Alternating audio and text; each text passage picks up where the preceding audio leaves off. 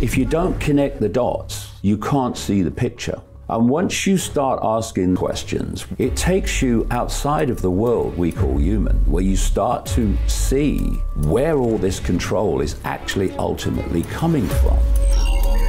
When we look through our eyes, we are not seeing everything that exists. We're only seeing a ridiculously, ludicrously narrow band of frequency called visible light. Every religion has talked about these places, whether it's nirvana. Humans have known this has existed since the beginning of time. If I can start to unravel the nature of reality, why isn't it in the schools? Why isn't it on the television? It's because they don't want us to know, because it will open our minds, open our consciousness, and we'll start to see the true scale of the conspiracy to enslave our perceptions.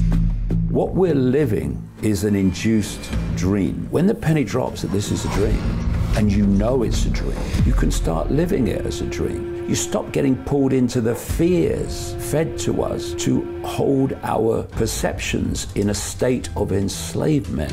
When you reassess your self-identity, changing from body labels to I am all that is, has been, and ever can be. When you become conscious beyond the simulation, you look around, you go, I can see it now. Why couldn't I see it before? Because that was controlling you before. And what do we call that? Awakening. Jesus, David, just when I thought there wasn't more you could teach us, you just open up like a whole nother bottom of the iceberg. To know is to know you know nothing.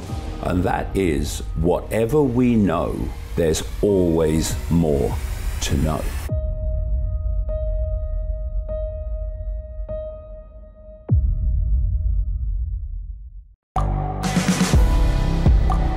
The world is changing.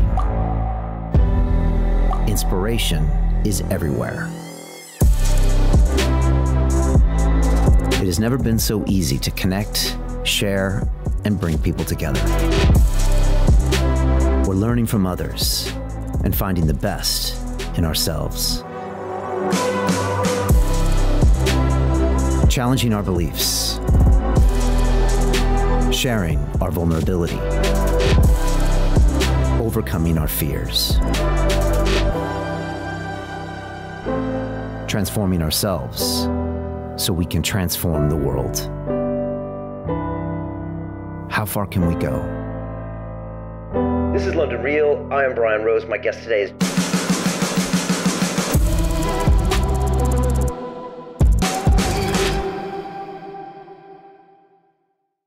This is London Real. I am Brian Rose. My guest today is David Icke, the English author, broadcaster, and public speaker. For the past 34 years, you have been known as a professional conspiracy researcher, making it your mission to expose who and what is really controlling the world. Your research into prominent political figures, influential family bloodlines, global events, and the pandemic has received widespread criticism from the mainstream media.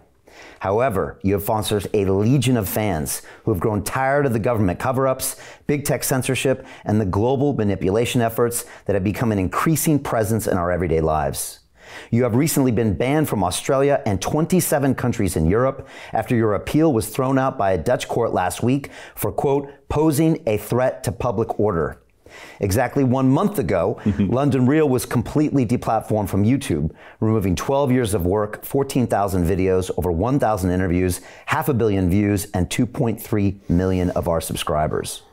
You believe that we've reached a critical juncture for the future of humanity, where the fight to control the minds of the people has escalated through censorship and access to information. This will ultimately lead to a global dystopia unless we all unite and stand up against the tyranny that is threatening our freedom. Your latest book, The Dream, takes readers deeper down the rabbit hole than ever before as you reveal the true nature of our reality and explore the origins of human control. Back in 2020, you and I conducted an epic series of 5 record-breaking long-form live broadcasts, which fundamentally changed the world, allowing hundreds of millions of people access to an alternative narrative that was crucial in understanding the complicated and challenging times we faced. As I've said before, I don't agree with everything you say, but I will defend to the death your right to say it. David, welcome back to London Real. Thank you, Brian. It's nice to be back. New building, same studio. Lovely. It's great to have you here. I just want to start by reminding everyone that we are streaming live on our Digital Freedom Platform, which is a censorship-free, independent broadcasting system built in 2020 that is of the people, by the people, for the people, and available exclusively on our website at freedomplatform.tv. I want to ask everyone watching now to please share the link via the sidebar to any and all of your social media channels, Telegram chats, or email lists. Let me repeat that. Can everyone watching please share this link now via the sidebar to any and all of your channels? This is important. Simply ask your friends and family to give us 15 minutes, and then they can decide. During our 5 conversations in 2020, nearly 75% of our viewers came from sharing this episode link peer-to-peer. So if everyone can please share this now to all of your contacts and platforms. David, I pledge to you and everyone watching this that none of this conversation will be edited, censored, removed, or banned, and that anyone in the world can watch the full version of this episode for free at freedomplatform.tv. Before we start, I just want to remind our viewers that here at London Real, we've been fighting for freedom of speech since 2011. We remain one of the few global media companies whose message is not compromised by advertisers, regulators, or big technology platforms. Let's start, David. Let's start with last night. You and me, we were on stage. There was the world premiere of our brand new feature-length documentary film called We Will Not Be Silenced. What did you make of the evening, the film, everything? Well, I thought the film was great. I thought it was very well shot, very well edited, and it brought a lot of memories back. It's extraordinary how fast the world has moved. That what we're talking about 3 years ago? Yeah. It's a film about the events of 3 years ago in that crazy, crazy time, which they obviously want to bring back at some point. And it's like, it's a lifetime away. You know, it's like so much has happened because the world is changing so fast because they're heading towards the end game they've been working towards for so long, like amazing amount of time, what we call time. And the closer they get, the quicker it gets. So the faster this thing comes in. And it was a real memory jerker for me of a time, you know, there's lots of people now who it's now become acceptable or more acceptable, a much wider audience of acceptability to talk about these things, to talk about the COVID hoax and the COVID fascism. But doing it when almost no one else was doing it, that on the face of it was a real challenge to speak against authority, speak against the system. At the time, the system was playing out one of its major throws of the dice to move this agenda on towards global dystopia in a great leap. But I've been doing this a long time. This is my 34th year. And it's not something where you say, this is a real challenge, this. Or what's going to happen if I say this, if I say that? Well, I know what's going to happen. They're going to throw me off every platform going. But you don't go through that process. You don't go through that process of, what are the consequences for me of saying this? Because to ask that question is to contemplate not saying it. Right. And I refuse to do that. And, you know, the thing about speaking your truth at a time when it's absolutely unacceptable to do it is that when you say these things at that point, if they have validity, they will be eventually shown to have validity. And people will see and give you credibility for what else you're saying because what you said has turned out to be true. If you didn't say it, because it's like, what are the consequences for me? And oh my God, what's going to happen? Then when they happen, and you say, I knew this was, yeah, of course you did, mate, of course you did. So speaking your truth and having the the determination to do so and not to have anyone stop you doing it also has benefits if what you're saying has validity. And, you know, people have said to me over recent years, how do you predict the future so accurately? And I say, I don't. I predict what the plan wants to happen. My focus, my ambition, if you like, is not to be proved right. It's to stop it happening. And since the COVID era, while it was a very challenging time, and it did put a lot of people even more to sleep, a stunning number of people have started to awaken, because no one's awake. None of us are awake. We're awakening from the coma. Stunning numbers of people have started to get it at some level, what's happening in the world and how the world's not like they thought it was. And so when they play the card again, and in some way they're going to, we're starting from a higher base now. We're starting from a base that says, yeah, I can see what they did there, and I'm not having it now, as they play it again. And, you know, when I look back to when I started on this journey in 1990, and I look at the interest in this information, zilch, by the way, there was no alternative media when I started out, it didn't exist. And now I see the interest in it. We've made phenomenal strides, not least in the last 10, 5, 3 years. And there's a lot to be enthusiastic about and encouraged about, as well as, of course, every day seeing dystopia rolled out. I love how we could show it, and the film really kind of focuses on the three conversations we had very early on, and it was March 18th, 2020, April 6th, 2020, May 3rd, 2020, when really nobody was talking about what was really happening.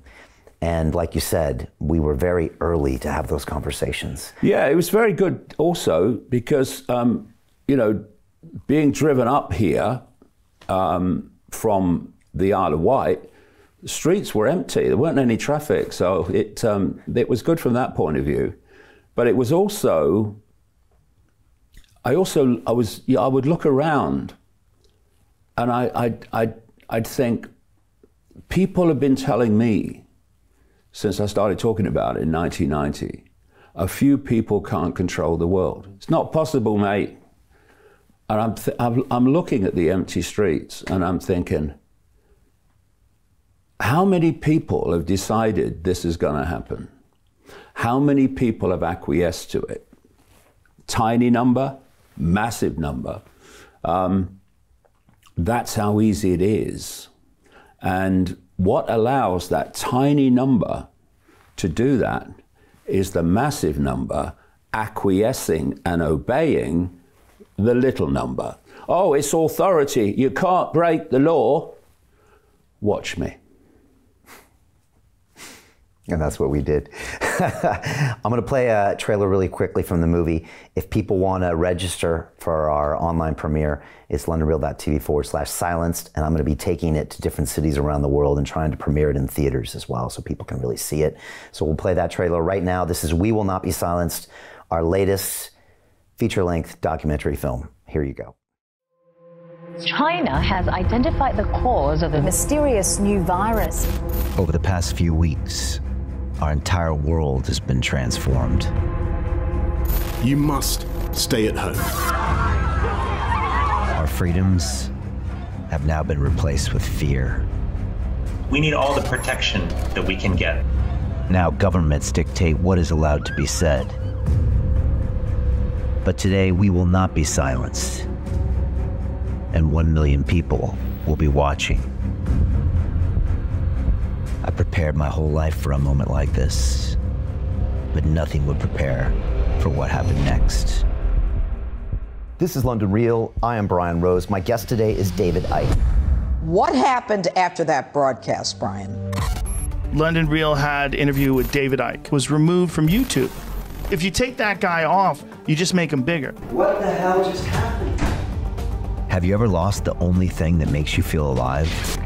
You are only one piece of content away from termination. This is the story about how we got censored. There is no COVID-19. How we put everything on the line for what we believed in. They picked the wrong guy to fight with. How we were betrayed. Fuck the BBC. How we fought back. We are freedom, and we'll accept nothing less. And expose the truth. Who benefits? He who most benefits from a crime is the one most likely to have committed it. Who is telling me what I can and can't say? So it will never happen again. I want to be with Brian Rose and David Icke. That is the future, and that will never be defeated.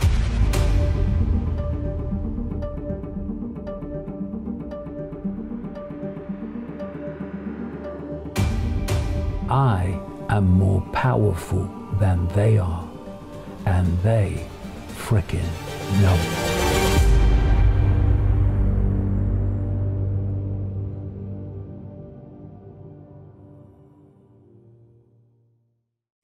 And so there's a little bit of a sneak peek of the film. The reception last night was intense. It was a sold-out theater, and it felt like a variety show in there. People were laughing and crying and hooting and hollering. Yeah, it was great. And you know, one of the great joys of my life is to be among awakening people, because they're different. You know, all those massive marches in London in protest at the restrictions, they weren't, you know, I've been on protest marches all my life, you know, things like that. That was different. The atmosphere was different. The people were different, because they'd reached a state or a point of awakening where they were starting to see the world different. They were starting to see each other differently, starting to see themselves differently, the most important of all. And it was such a joy. And last night, it reminded me of those marches, because the energy and the kindness, the niceness of people there was fantastic. Yeah, it was excellent. So I'll be hitting a few other cities around the world and premiering that. Again, londonreal.tv/silence, just to stay up with that, pre-register, all that. Let's talk about your world a little bit. I think last week it was upheld in court that you have now been officially banned from visiting the entire 27-country European Union. Can you tell us a little bit about the details of that? Yeah, well, the judge that made the decision clearly swapped a spine for a jellyfish, because the decision was ludicrous. It was absolutely political. Just some background. I was asked by a group in the Netherlands last year, involving a Jewish guy called Mordecai. He's become a great friend of mine. He's really been pushing with a lawyer, a fantastic lawyer, and others to challenge the ban. I was invited to go and speak for 20 minutes, half an hour max, in Amsterdam at a peace rally. It was a peace rally saying, can we sort the Ukraine war out, please? Because this is crazy. Let's people get around a table or something. Of course, that's not the idea. And furore is not the word. All hell broke loose. That's another way of describing it.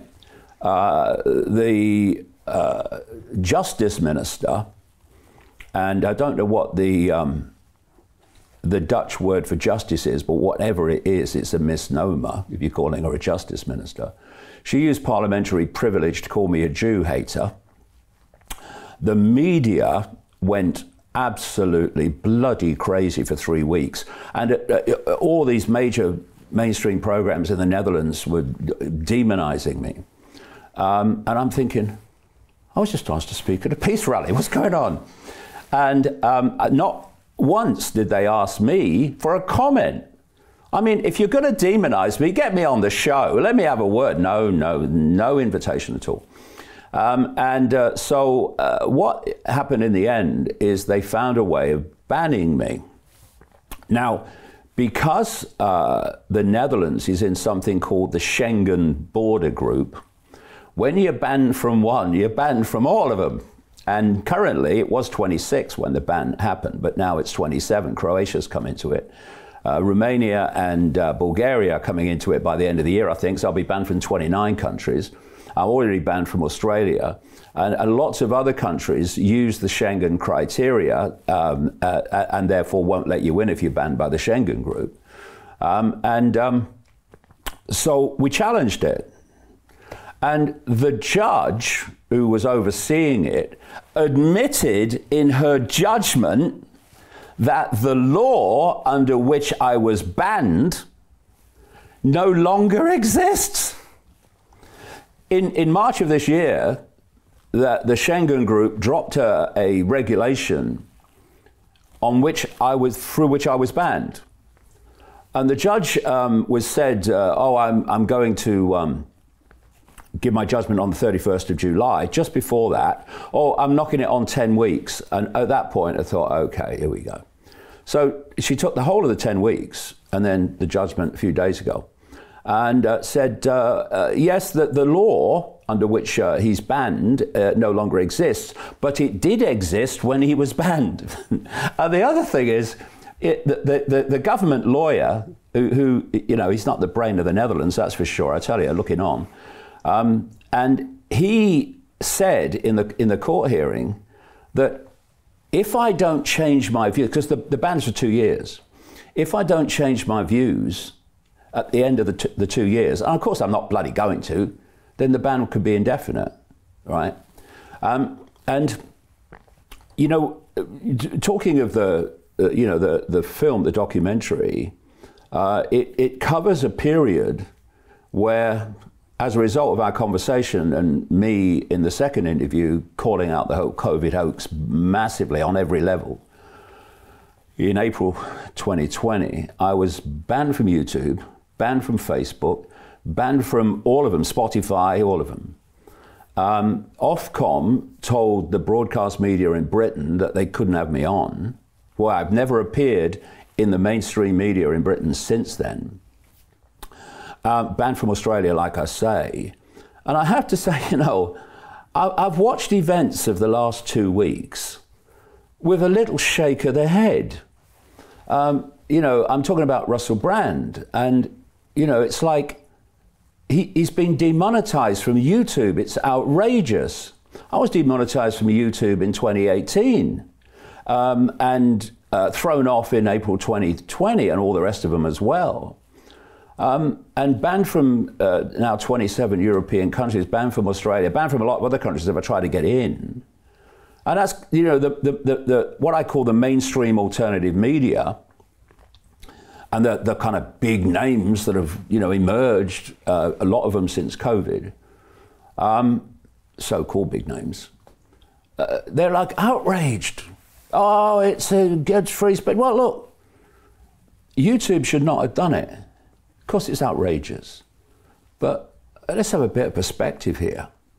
And, you know, I've got increasingly concerned as the COVID era has unfolded, that the alternative media is being hijacked by what I call hear and no further people. And this doesn't mean that you know, they're doing it knowingly, but there's a barricade I can see. I talk about it in one chapter of The Dream. There's a barricade being built around the alternative media, and it has, you know, certain names in it, and it's very 5 cents focused. So they're looking in at the 5 cents world, and that's the alternative. So you've got Russell Brand. He's basically in the 5 cents level. And, you know, the thing about Russell Brand, you know, he had me on some of his, you know, kind of comedy shows years ago. And I went on because I thought, I'm not getting access anywhere else. So let he who have ears, let them hear, you know. So maybe I'll get something out. But it wasn't easy because he weren't really interested in putting this information out. I was sitting there, and he put pictures of famous names on the screen. I say, "Is he a reptile? Is he a reptile?" You know, your heart bloody sinks. You know, trying to get some serious information over. And it came to the point where I was on the end of a phone into a radio show that he was doing, and there was Noel Gallagher was on it, and a guy called Noel Fielding. And it got so ridiculous. I wasn't on for long. I was meant to be on for longer. Because it was like, am I a reptile? Am I a reptile? And I actually lost it a little bit, to be honest. And the interview was, shall we say, ended earlier than expected. And I made the decision at that point that I would not do anything with Russell Brand again. I would not go on any show of his again, because it was a waste of time trying to get serious information across. And so I was quite surprised that he suddenly, after the COVID era hit, all that was happening, that he suddenly became a quote, conspiracy guru. And you know, the point is that all the allegations against him, I'm not even going to go there, because I don't know. I mean, nobody, who knows, right? Only the people involved know, and the police sort it out, if the police are going to sort it out or whatever. That's not any area that I'm going to go into, because I don't know, you know. And people in the alternative media, in this barricade brigade, who have jumped to say, oh, their allegations are false. Well, you don't know that. With the alternative media, we deal with evidence, don't we? I mean, don't having a go at the mainstream media, should do, saying, oh, you just repeat the narrative. Well, hold on a minute. We're not going to do the same, are we? Let's let the evidence roll out before we start making judgments. My point on all this is not that will take care of itself. It's this barricade of here and no further. And also the point that what Russell is putting out is to people like me, it's old hat, right? It's in the sense that other people have researched it, and it's very kind of very mild compared with what there is to say. And you know, it's something that I've been looking at now for a couple of years or so, where you've got this, it's almost takeover of the alternative arena of 5 cents, what I call here and no further people. So you have got Tucker Carlson. Tucker Carlson I've got enormous respect for, because all these kind of, the Tucker Carlsons and these other barricade people, as I'll call them, we'll come to some of them in a sec. I'm not saying they haven't got a contribution to make. You know, I'm open to, and delighted when anyone's putting this stuff out. The point is, if you don't connect the dots, you can't see the picture. And all these different people have a dot, but they don't have the picture. And this is all part of this barricade.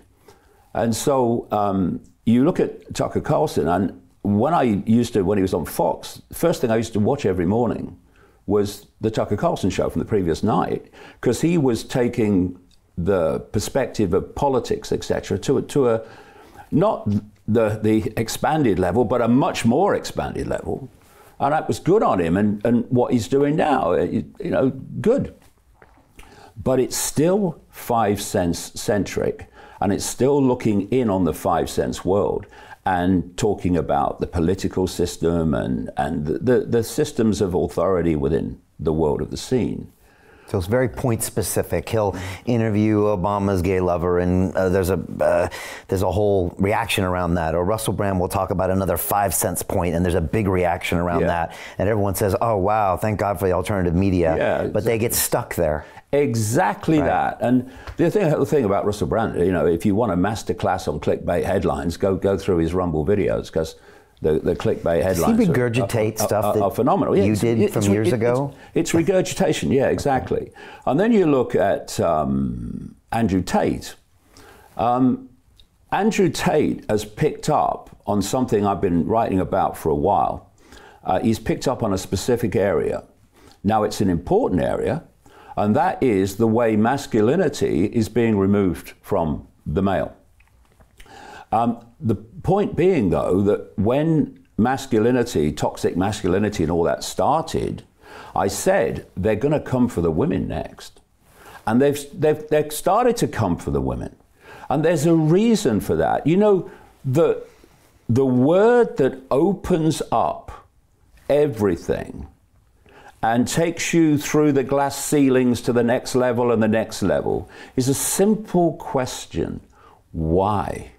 Okay, they're targeting the male and they want to delete masculinity. They want to delete that. I'm not having it. Okay, question, why? And then they start coming for the women. Why? What's the connection? Because there is a connection. Maybe we can get into it as we go along tonight.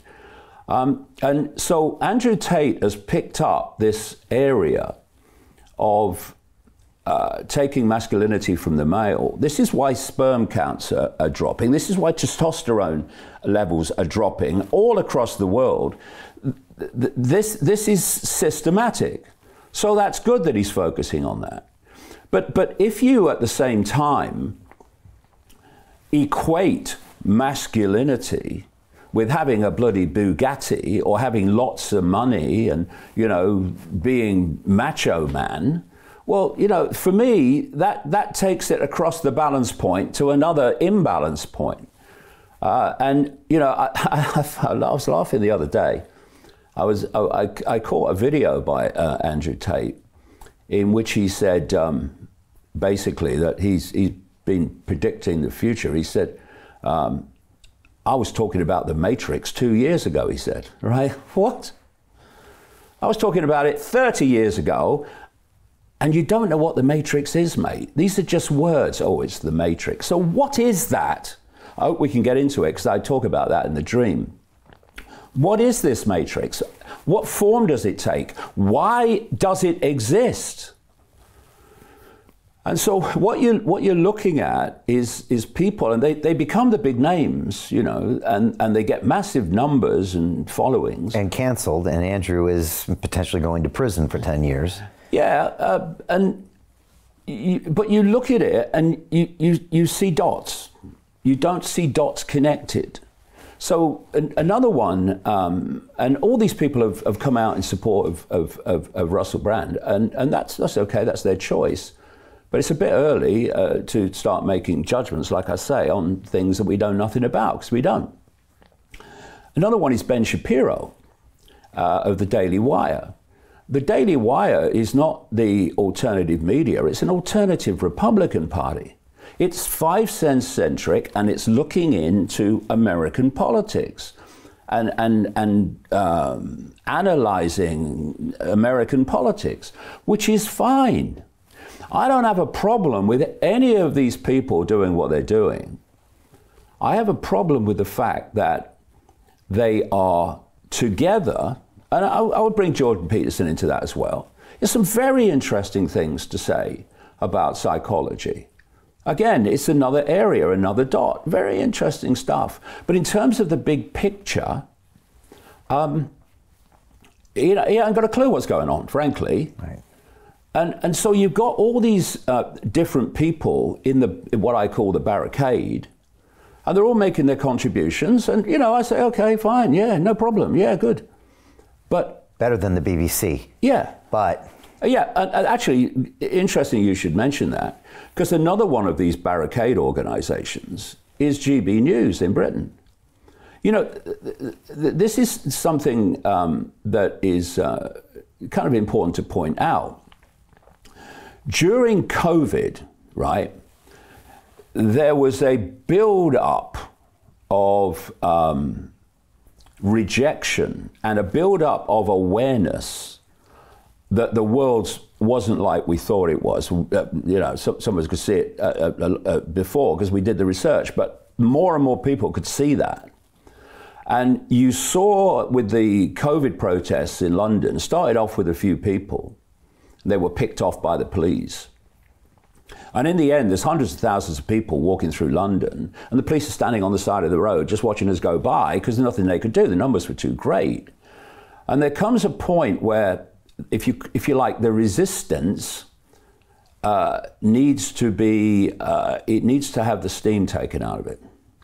So what you do, you don't keep pushing and pushing and pushing, because if the resistance gets to a certain point, massive, massive penny drops in the population. Hey, authority doesn't have the power. We have the power. Their power is our acquiescence to their power, our illusion that they have power, but actually the power they're recycling against us is the power we're giving to them in the form of acquiescence. That's their worst nightmare, this global cult I talk about. That people will grasp that. And when you've got the hundreds of thousands of people in London, for instance, we're starting to get there. The police, you know, were bashing people with bayonets at one point, and now they're standing on the side of the road watching us go past because it's just too many people, right? Mm-hmm. The power dynamic was on public display. So you take the steam out. And that's something that I've seen happen with this, if you like, the barricade.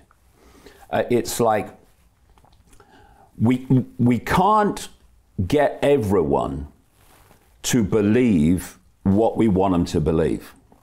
So what we'll do is we'll give them people and organizations, and I include GB News in this, if not consciously, then by what it does. We'll give them a bit of an alternative to keep them happy. Okay, this is alternative. And people in this, what I call mainstream alternative, the barricade, they will say some interesting things. They will say some things that people will go, yeah, I agree with that. Well, it's nice that someone's saying it, right? But only to a certain point. So if you look at GB News, I mean, current events is there to be seen. They just threw Lawrence Fox off for making his kind of comments about that female, and then they threw off Dan Wooten, and then another guy, Calvin, someone off. Well, there was the first one was Mark Stein, who was thrown off because he got too close to the truth on climate change. You know, he's done a heck of a lot of research on climate change. He knew what he was talking about. And he was getting too close to the truth. He was saying too much. Ofcom wasn't happy. Well, that's confirmation you're on the right track when Ofcom's not bloody happy. Started by Tony Blair, by the way. That's how bad it is. So they manipulated him out. If you go so far, and it's not very far into the alternative, GB News, but it's better than the BBC. And then, if anyone goes too far, they're out. So it's a fake alternative, really. Right. I mean, when you've got Conservative members of Parliament as presenters of GB News, it ain't alternative, but it can appear so to some people. And of course, it's nice that certain questions are asked that aren't asked by the mainstream. But this is what I mean, Brian. This is why it's so important. Here and no further. And so what I'm doing in the last two books, The Trap and the Dream, is my question all the time has been, why? And why is this happening? And okay, we can see the Klaus Schwab, Bill Gates level of this, the World Economic Forum and all this stuff. But what's that part of? What is controlling that? And when we get there, what is controlling that?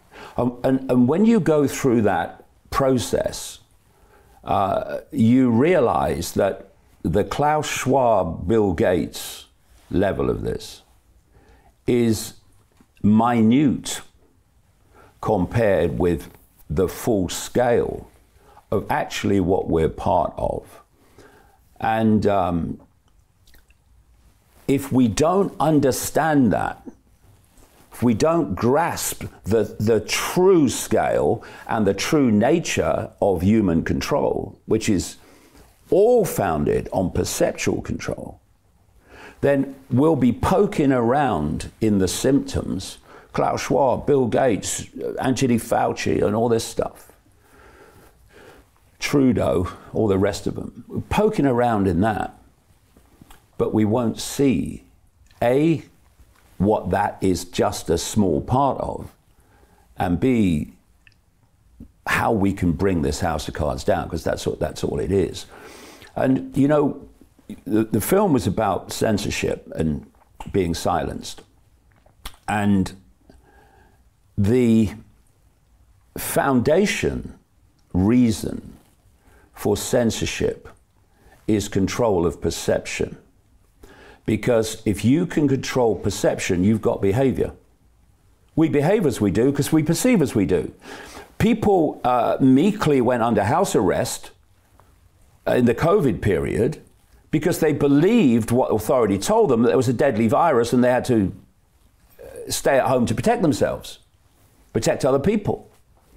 And then they were lined up having the jab, the fake jab, the so-called vaccine that's not a vaccine under any previous criteria or definition of a vaccine, the synthetic material being put in the body, and there's a reason for that, which is much bigger than most people grasp. But they did that because they thought, because authority told them, their perception was the jab will protect me from the deadly virus. And other people who really didn't want the jab said, well, I've got to have it because I'll lose my job if I don't, right?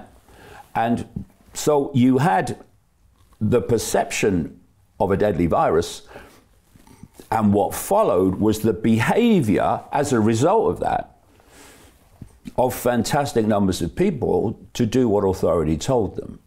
And then you had the few at the start, much more now, who looked at it and thought it's a scam. And I'm not having anything to do with it. I'm not playing the game with a scam. Their perception of COVID was different. So what else was different? Their behavior. You know, I mean, they said, oh, you can't go out for more than an hour a day. I thought, bloody watch me. You can't do this, you can't do, watch me. You know, walk down the street and people are going around you. I didn't go around anybody because I wasn't frightened of anybody. But they were frightened of me because they were frightened of everybody. And so they did this big turn around you in the street and you just shake your head. The point being that the behavior of those two very different behavioral groups came from the two very different perceptions of the COVID hoax, the COVID scam, the COVID narrative. And it's the same with every perception. So you go another step back. Behavior comes from perception. Where does perception come from? It comes from information received. So it could be the BBC News, if you're really crazy. It could be a post on Facebook. It could be any source of information. It could be a personal experience. From these information sources, you form your perception.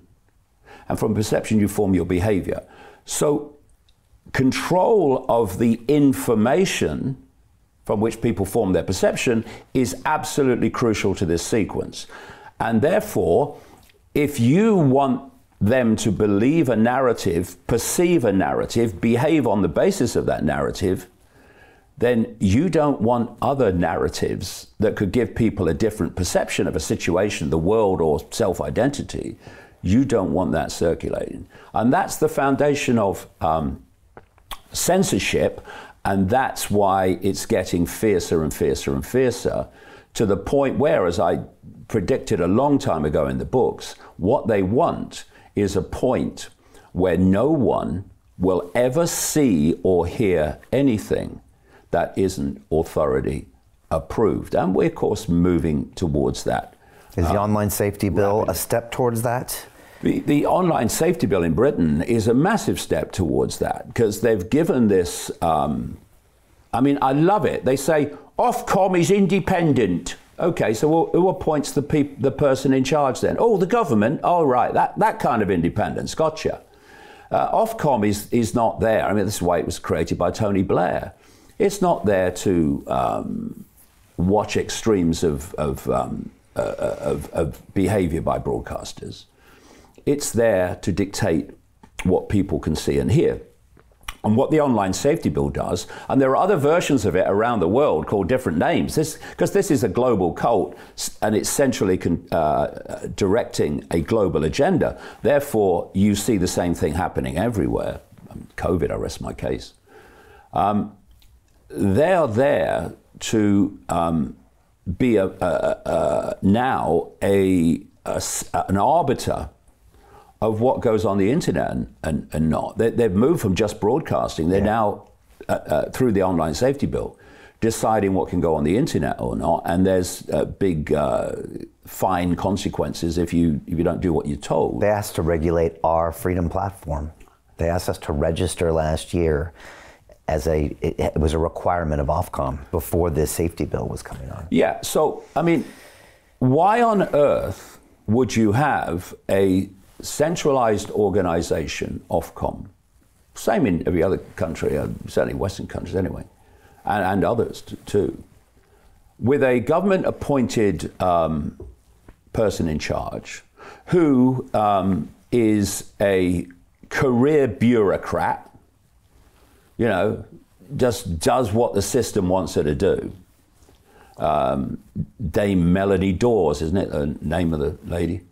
And why would you have that to dictate, literally dictate, what people can see and hear?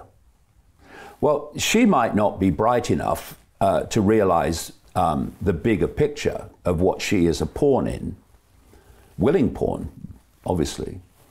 But it's part of controlling what people see and hear to form perception which dictates behavior. The whole thing is that sequence.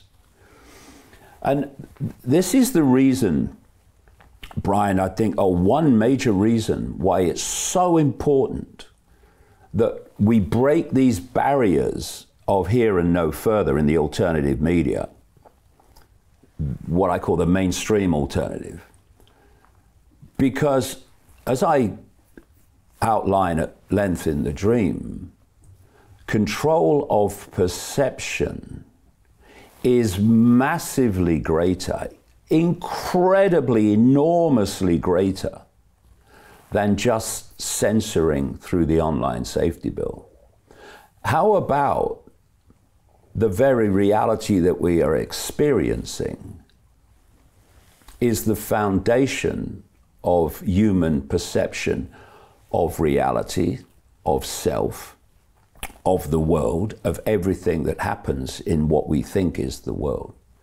That actually it's so enormous that actually we think we're living in a natural reality, but we're living in a simulated reality, the equivalent of a virtual reality computer game, of enormous advancement compared with that.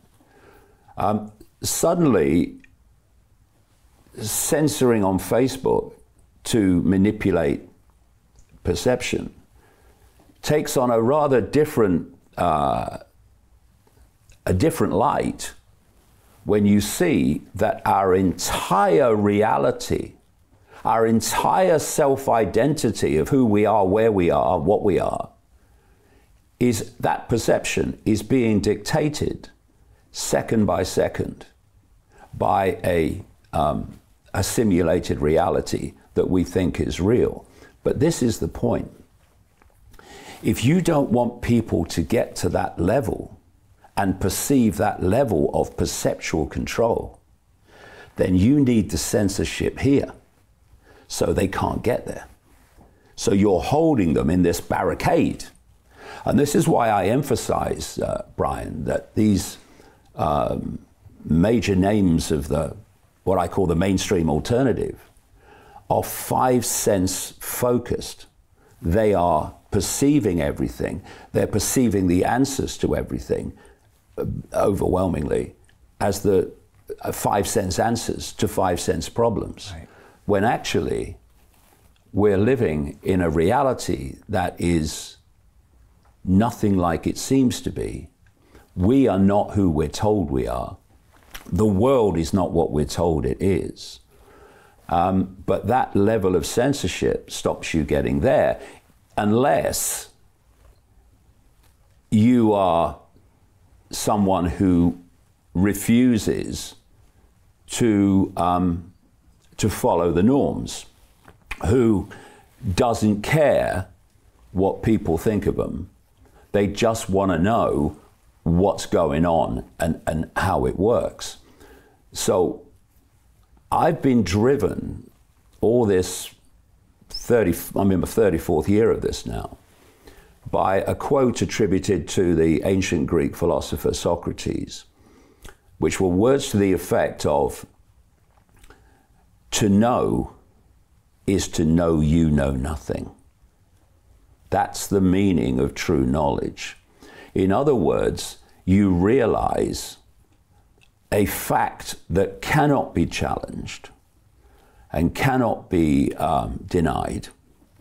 And that is, whatever we know or think we know, at whatever point we are at, there's always more to know. And that's what's driven me. So in the early 90s and the 1990s, when I started realizing that this global cult existed, how it had emerged over what we perceive as time, and what the goal and the agenda was, my question was, so first of all, when did it start? Because this couldn't have been put together in 5 years, 50 years, whatever. And you start to go back and you can chart it back into what we perceive as ancient history, Babylon, Egypt, and what have you. And then I started asking the question, okay, so this cult has been unfolding to its present global state for a very long, quote, time through history. So people have been coming in, playing a part in advancing the cult's expanding of power to the point where it's now global. And then they've died. Then other people have come in and they've done it and they've died. There has to be a coordinating force which spans that period that has been coordinating the whole thing. And once you start asking those questions, as I have well, I've been asking them for a long time, but started really focusing on this stuff in the Trap and Now the Dream, it takes you outside of the world we call human, which is a tiny band of frequency, that's all it is, into other dimensions of reality, where you start to see where all this control is actually ultimately coming from, and why your Bill Gateses and your Klaus Schwabs and all these people, even the Rockefellers and the Rothschilds, they're just bloody gophers. They may be powerful in our reality, but they're gophers of this other force. But to do that, you've got to let go of the fear that most people live with, which is the fear of what other people think. You've also got to put down the 5 sense barriers, the 5 sense limitations, and let your mind, your consciousness expand into other levels of reality and perception, possibility, insight. And if you won't do those two things, if you won't let go of the fear of what other people think. And the fear of death too? Yeah, that too. And we can get into really what that is. But if you won't let go of the fear of what other people think, then there's always going to be a limit here and no further. of where you will go, because once you go into levels of reality, levels of research, levels of uncovering information that is way outside the human perception of normal, then you're going to get ridiculed. You're going to get laughed at. You're going to get demonized. You're going to be seen as dangerous and what have you. And so fundamental to my, if you like, journey was that phenomenal ridicule I went through in 1991, 92, 93, 94, 95, and still there among people who haven't looked at what I'm saying. Because when you go through that historic level of ridicule, one of two things happens. You either run away and hide and just keep out of the world, because I couldn't walk down any street in Britain without being laughed at the time. If I looked behind me, I knew people would be making faces or laughing at me, just part of my life. And the other alternative to running away and hiding is allowing that experience to be the fire that hones the steel. I chose the latter. And what that phenomenal historic level of ridicule did for me is it allowed me to let go of concern of what other people think of me. Because they have every right to think of me as they choose. It don't matter to me. But I have a right to say what I believe to be the case as well. And so because of that freedom that mass ridicule gave me, I was able to go into these areas. Shape-shifting reptiles, he says lizards run the world. And these other levels of reality, like this is a simulation, which we can get into. It's more and more mainstream scientists even are saying it now. I was able to do that because I let go of that fear of what other people think. And, you know, I look at what I call the mainstream alternative media, and I see so many 5 cent centric people who either are so obsessed or so focused on the 5 cents world, they won't go here because they think it's nonsense and it's far out and it's ridiculous. And I see others who think, well, maybe there's something in it, but what will my natural audience think of me if I go there? And I'm certainly not going to mention that David Icke bloke, because if you get connected with him, well, you lose your credibility. And I do find it interesting, therefore, that when mainstream alternative people are censored or demonetized, there's this furore. Hello.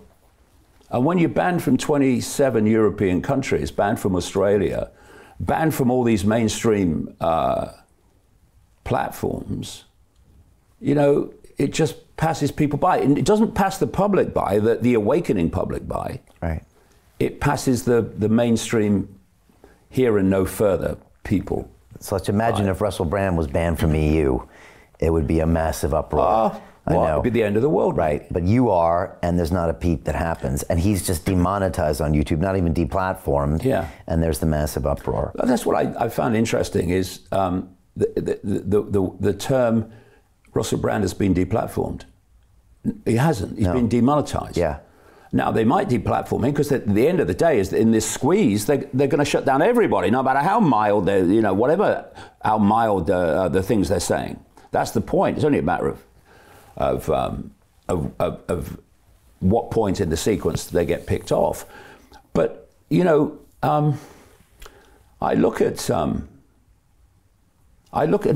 was demonetized from YouTube in 2018. I didn't hear Russell Brand kicking off. I was thrown off YouTube, Spotify, Facebook, on and on and on in April 2020. I didn't hear Russell Brand kicking off. I didn't hear these mainstream alternative people kicking off. It just passed them by. And, you know, and when I was banned from 26, now 27 European countries. There's an organization in Britain headed by a guy called Toby Young, called the Free Speech Union. And they've got a very nice website called The Daily Skeptic. It does some really good stuff, not least on climate change. And Toby Young and the Free Speech Union represent people who've had their free speech denied. And okay, and again, same theme, does some really good work. But when a British citizen is banned from 26, now 27 countries in Europe over bloody night, silence. Nothing. And if you break it down, Brian, it's because there's a mainstream alternative, here and no further. Right. And then there's what I call the real alternative, which is without limit, doesn't have a no further, because it knows whatever we think we know, there's always more to know. And if you're out there talking about far out things, then the mainstream alternative doesn't want to be associated with you in any way, shape or form, so it doesn't even mention your name. Right, so the mainstream alternative seems like a brand new alternative media source, and people open up their eyes and say, oh my gosh, look, they're talking about things that no one ever used to talk about before. Yes. And that's beneficial, but it actually sets up a barrier from people getting out to where they really need to go. Exactly, and I'll tell you another interesting thing too. I'm on a speaking tour around Britain at the moment. It's the only place I can have a speaking tour. Bloody Britain. I'll be confined to the Isle of Wight eventually, the way it's going. You can't leave Ride, says Ofcom, you know, that stuff. Anyway, the experience I'm having, because what I'm doing, I'm going around all these different cities, and all the events are packed because the awakening people are further down the road than the mainstream alternative. Okay, we get that. All right, we get that. Right, now, what else is there to know? That's where they want to go.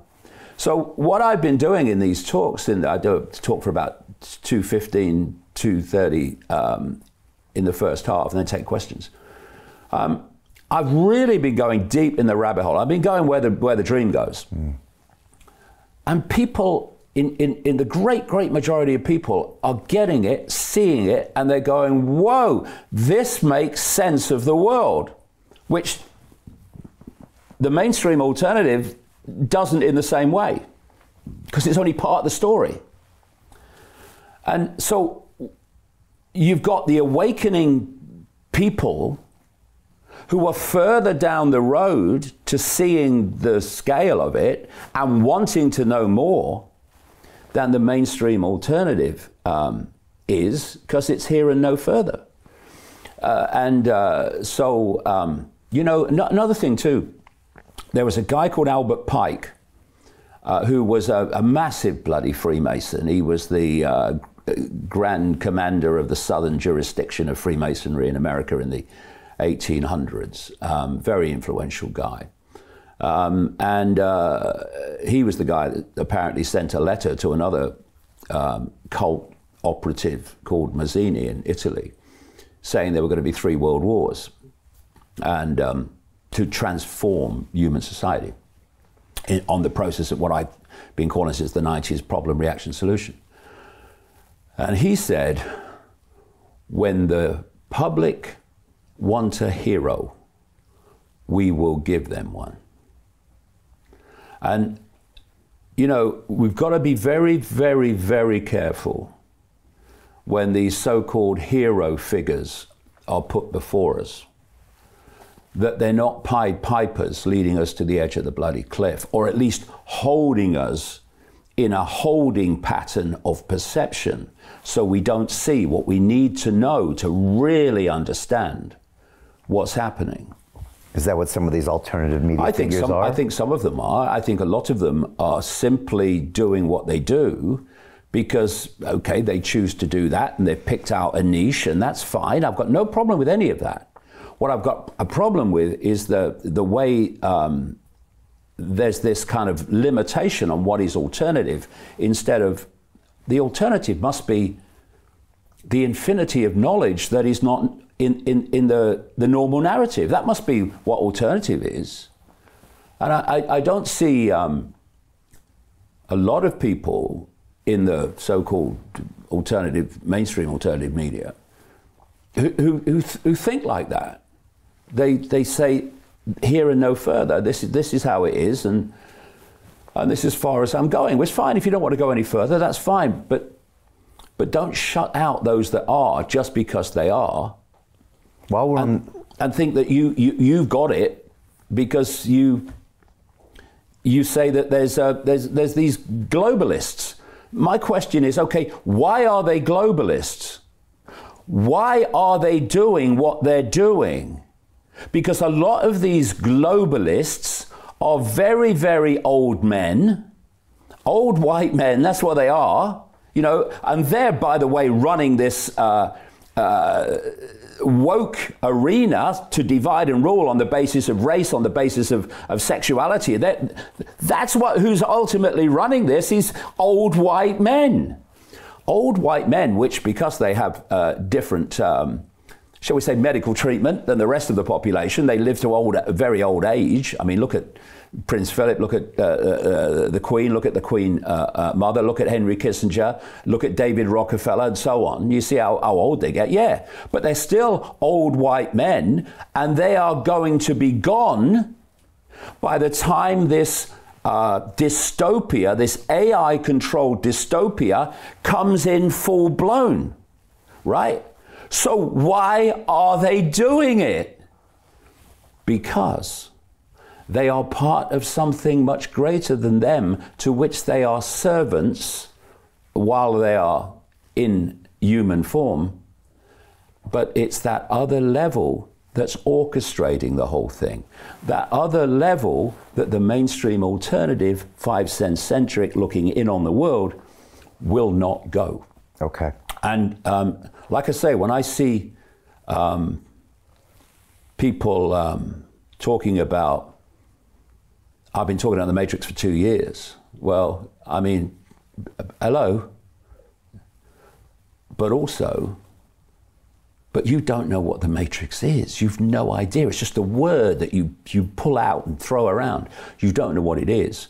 And if you did know what it is, you'd realize that you are more serving that Matrix than you are challenging it. Okay, understood. Before we get into the dream, what do you make of Twitter as a platform?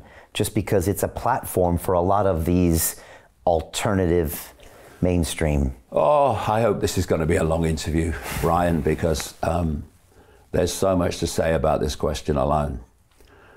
It's interesting the way the chat has gone, because you have brought in a subject at the perfect time to illustrate what I've been saying. Twitter, X, Elon Musk. I've had Elon Musk on my radar for a very long time,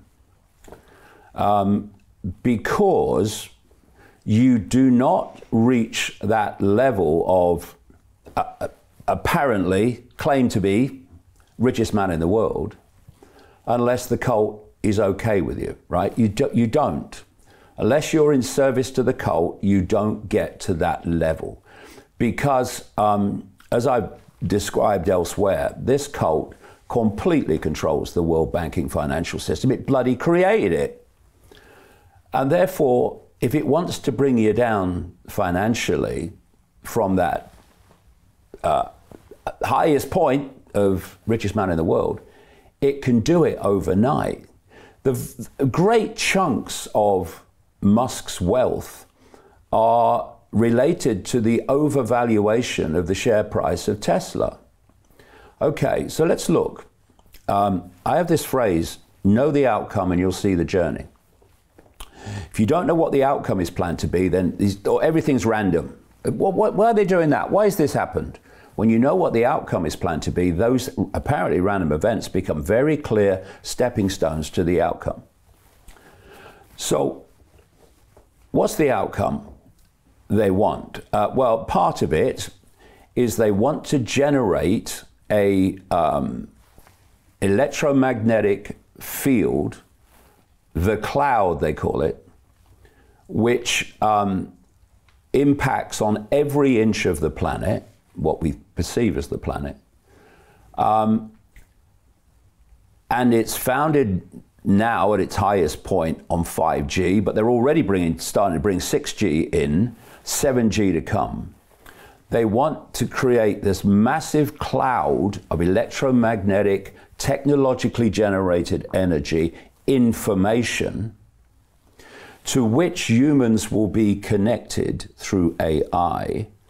So instead of expanding your consciousness, which we all can, out of this illusory realm of, quote, mind, we get into what mind really is, your mission control is not a state of infinite awareness limited only by your perception of how awake you can be. Your mission control will be the cloud. And the cloud will be, this is what they plan, a hive mind for everyone. You know, people like Ray Kurzweil at Google, the so-called futurist, has openly talked about it for a long time. Other people are openly talking about it because they can't hide it anymore. They've got to sales pitch it now because it's becoming obvious to people as the world changes. They are talking about the fact that by 2030, the human brain will be connected to artificial intelligence. And once that happens, artificial intelligence will do more and more, these are their words, more and more of human thinking until human thinking as we know it now will be basically negligible. And therefore, no more necessity to control information, to form perception, to dictate behavior. Your perception will come direct through AI. And it will be a hive mind. That I've been warning about this for like 20 years or more, the hive mind. So, how do you create this cloud? Well, you can put 5G towers all over the place. Okay, yeah, you can do that. And of course, during COVID, when everything was shut down, essential work only, essential work was considered putting these towers up everywhere. But you're not going to get every inch of the planet. To do that, you need low orbit satellites, thousands and thousands of them, beaming this stuff at every inch of planet Earth. Who's the leader in that? Who has got permission from the Federal Communications Commission, their version of Ofcom in effect, in the United States to put tens of thousands of low orbit satellites up to beam this stuff at the Earth? SpaceX. SpaceX. Elon Musk. Who was it that came out and said AI could be the end of humanity? True, in terms of humanity as we know it. Elon Musk. What did he then do? He started a company called Neuralink, which is about connecting the human brain to computers and AI, which is exactly what Kurzweil was talking about. Another agenda is electric vehicles. And electric vehicles are not there to replace petrol and diesel vehicles, except for the elite and the rich. They're there to make sure, by banning diesel and petrol vehicles, that the mass of the population don't have a bloody vehicle, because the end of movement is fundamental to this dystopia. The 15-minute cities, the digital concentration camp, digital currencies, all involved in this. So the idea with electric cars, nothing to do with the environment. Hello? Intelligent life calling planet Earth. It's to do with the fact that you cannot have an autonomous vehicle run by petrol and diesel. It's got to be electric. Because then you're not deciding where you can go. The computer in the car is. So great chunks of of a country or a world can be denied people even with a car because the computer won't take you to where the authorities don't want you to go. So who's fronting up that? What's the most famous electric car, autonomous car company in the world? Tesla. So, and there's other reasons too, right? So all of those are fronted up by Elon Musk. And they are fundamental aspects of this agenda of total human control. And then he calls himself a free speech absolutist. Okay. Mainstream alternative media seems to think that, that Elon Musk is some kind of bloody hero. What was it Albert Pike said? When the public need a hero, we'll give them one.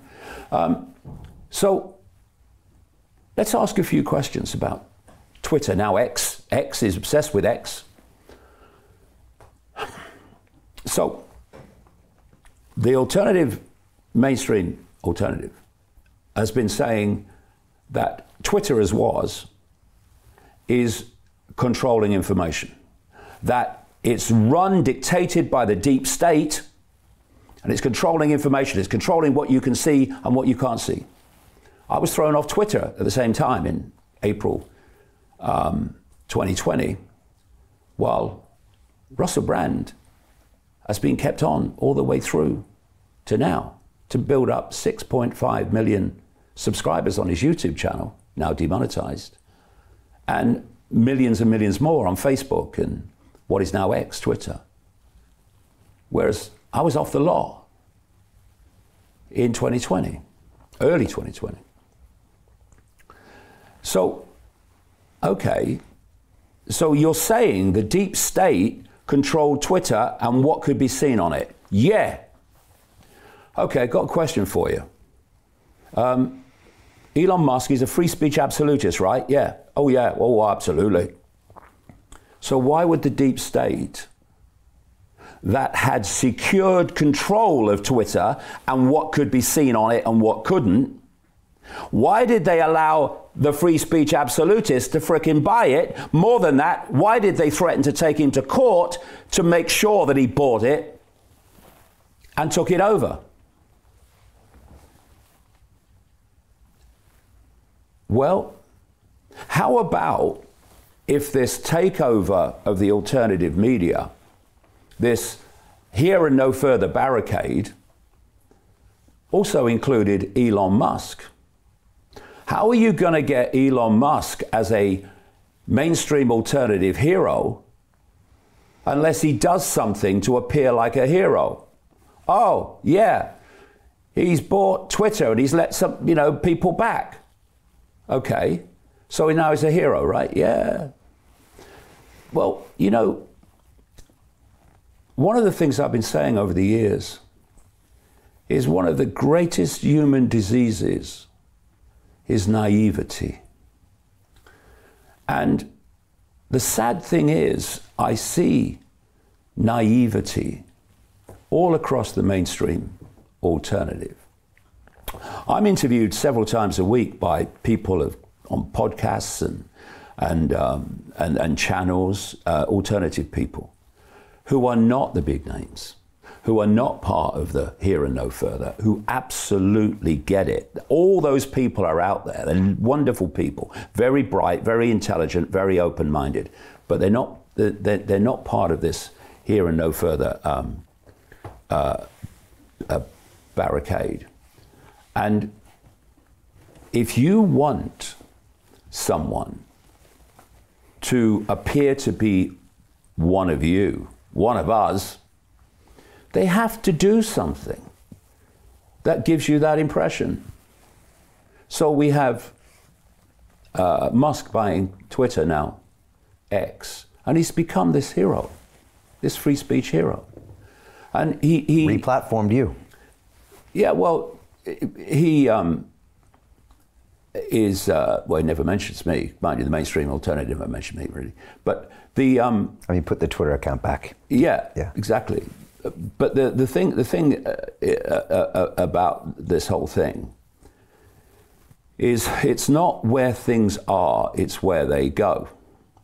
And, you know, a couple of things. First of all, whatever's happening in the moment ain't necessarily where it's going to be down the road. So just hold on before you make a judgment on, oh, Musk bought Twitter and he's all free speech absolutist.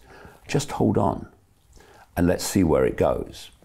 And I'm seeing Musk and the way he's seen by the mainstream alternative media in the way I thought it would be. He's being held up as this kind of hero. And a lot of other people who are the real alternative, and there's lots of them, they can see it, but mainstream goes along with it. And he brought out these Twitter files. Okay, I'm going to show you what Twitter was doing before. Okay. First of all, anyone who did any research knew that what was going on anyway. But it was just confirmation, the Twitter files, that the deep state, the cult, controlled Twitter and what was allowed to be said and what wasn't. So you're actually accentuating the question, why the hell did they sell it to you then? Because he's not a free speech absolutist. He's part of this, and it is a takeover of the alternative media, where we've got to give a bit because we can't get them all to believe what we want them to believe. So we'll give them a bit, but we'll have a limit to how far it goes. And we'll put people in there, some who won't know, some who will know, that will hold that line. And anyone that goes further than that, well, we'll just, we won't even demonize them anymore. We'll ignore them. And that's pretty much the greatest compliment I can have, is that I've gone from ridicule to demonization. And now, in terms of the mainstream and the mainstream alternative, ignored. Because that says, we've tried that, ain't worked, let's try ignoring him, right? And the whole package is, like I say, we'll give them a bit, and we'll let this kind of be talked about a little bit, but they mustn't know that. They absolutely mustn't know that, because if people know that, then the whole house of cards could come down. So we'll hold them here. And I think it's very dangerous. And I've seen it happen, Brian, particularly since the COVID thing hit. Why? Because, as I said earlier, the COVID response from eventually, not at the start, but eventually very large numbers of people was threatening to get out of hand. And so you have to give a bit, and you give them GB News. And you give him, Elon as the hero, he gives a few accounts back, and you're just saying that's all to make him a credible alternative to the mainstream media, and you don't buy any of it. It also makes him a hero, so people look over the fact that he's putting 5,000 satellites in the world, in the sky. Right. Tens of thousands he's got permission for. Yeah. And this is the thing about, you know, this is a very important point.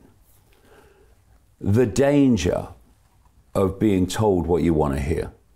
It's so dangerous, because when people tell you what you want to hear, your door is already swinging open, because you want to hear it. You want it to be true. Oh, here's someone saying something I agree with, right? The challenge, and you know, I've experienced it myself over the years, is when you're telling people what they don't want to hear, initially at least, the door is shut. It doesn't want to open, because people understandably don't want to think it's true. They don't want to believe the scale of human perceptual and control. And so when people are telling you what you want to hear, then you should question that even more than people telling you what you don't want to hear. And so words are easy. actions tell the story. And so many people fall for this, being told what they want to hear. Okay, I'm opening up to you. So whether it's Russell Brand telling you what you want to hear, or whether it, on a very mild level, or whether it's somebody else, whether it's Elon Musk, they're telling you what you want to hear. And they can get you that way. They can get you that way. But actions are what speak louder. And it's shocking to me that so much of this alternative, mainstream alternative, doesn't look at Elon Musk and say, okay, I see what you're saying, you know, freedom of speech and all that stuff, but what about what you're doing with SpaceX? What about what you're doing with Neuralink? What about what you're doing with Tesla? And all the batteries for electric cars that are having kids going down mines in frickin' Africa to mine the stuff. But the AI company is starting to. Oh yeah, but I mean, you know, it's shocking that people don't say, well, hold on a minute, why are you saying this and actually doing that? Actions are what tell you about a person, not words. They're easy. Oh, I believe in free speech. I do, yeah. Well, you see that? Easy. But living it is something different. And we ain't seen where X is going yet. We haven't seen where it's going. And I'll tell you another little scam that you'll see. It's already happening. You say you believe in freedom of speech. All right, I want to do this and I want to do that. I want to let this on and all that stuff. Yeah, okay. But you know that down the line very soon, governments, European Union, are going to be legislating against you doing what you say you support and giving you the excuse to say, look, I believe in free speech, I want to do it, but I can't allow this because of all these laws that are stopping me and all the consequences that will happen if I do what I say I believe in. So the online safety bill is a wonderful excuse for the tech companies to say, oh no, well, we'd like free speech, but look, this legislation, we've got to conform to it, and therefore we've got to stop it. The online safety bill is such a massive excuse for tech companies to do what they want to do anyway. You know, you'll see X go down that road eventually. I'm guessing probably some digital payments are coming as well, and digital currencies alongside that platform. What is the other thing, Brian? You look at Elon Musk's sources of income for his companies. They're massively, massively dependent on government grants and government funding. A government in America currently that says he's a danger. Klaus Schwab says he's a danger. Well, if you want to exalt someone in the alternative mainstream, then you want people like that to say he's a danger. You know, and something else I would say, you know, the people running this cult, well, the people in the human world anyway, are master manipulators of perception. And if something down here in the pyramid, in the human realm of everyday life, if it appears to be obvious, yeah, oh, it's obvious what's happening,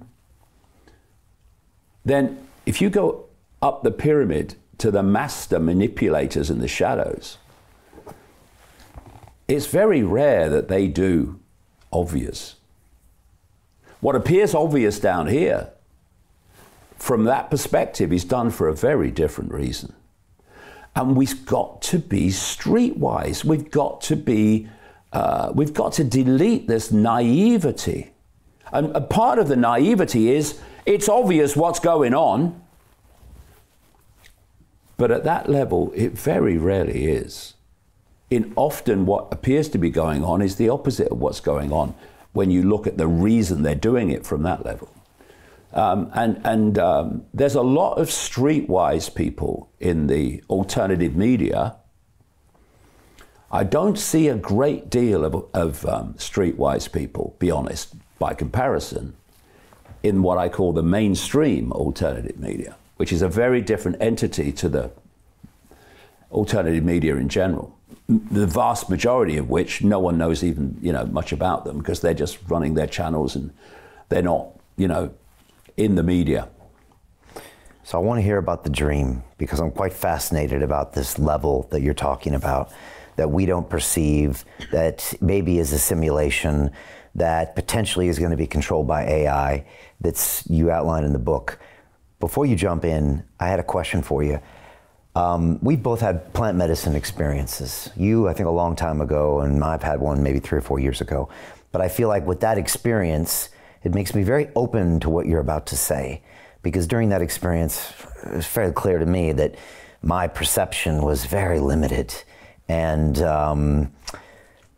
again, very much of it was not real, because it just seemed to show me that there were many other possibilities. Yeah. So now that you talk about this stuff, I have a much more open mind to that.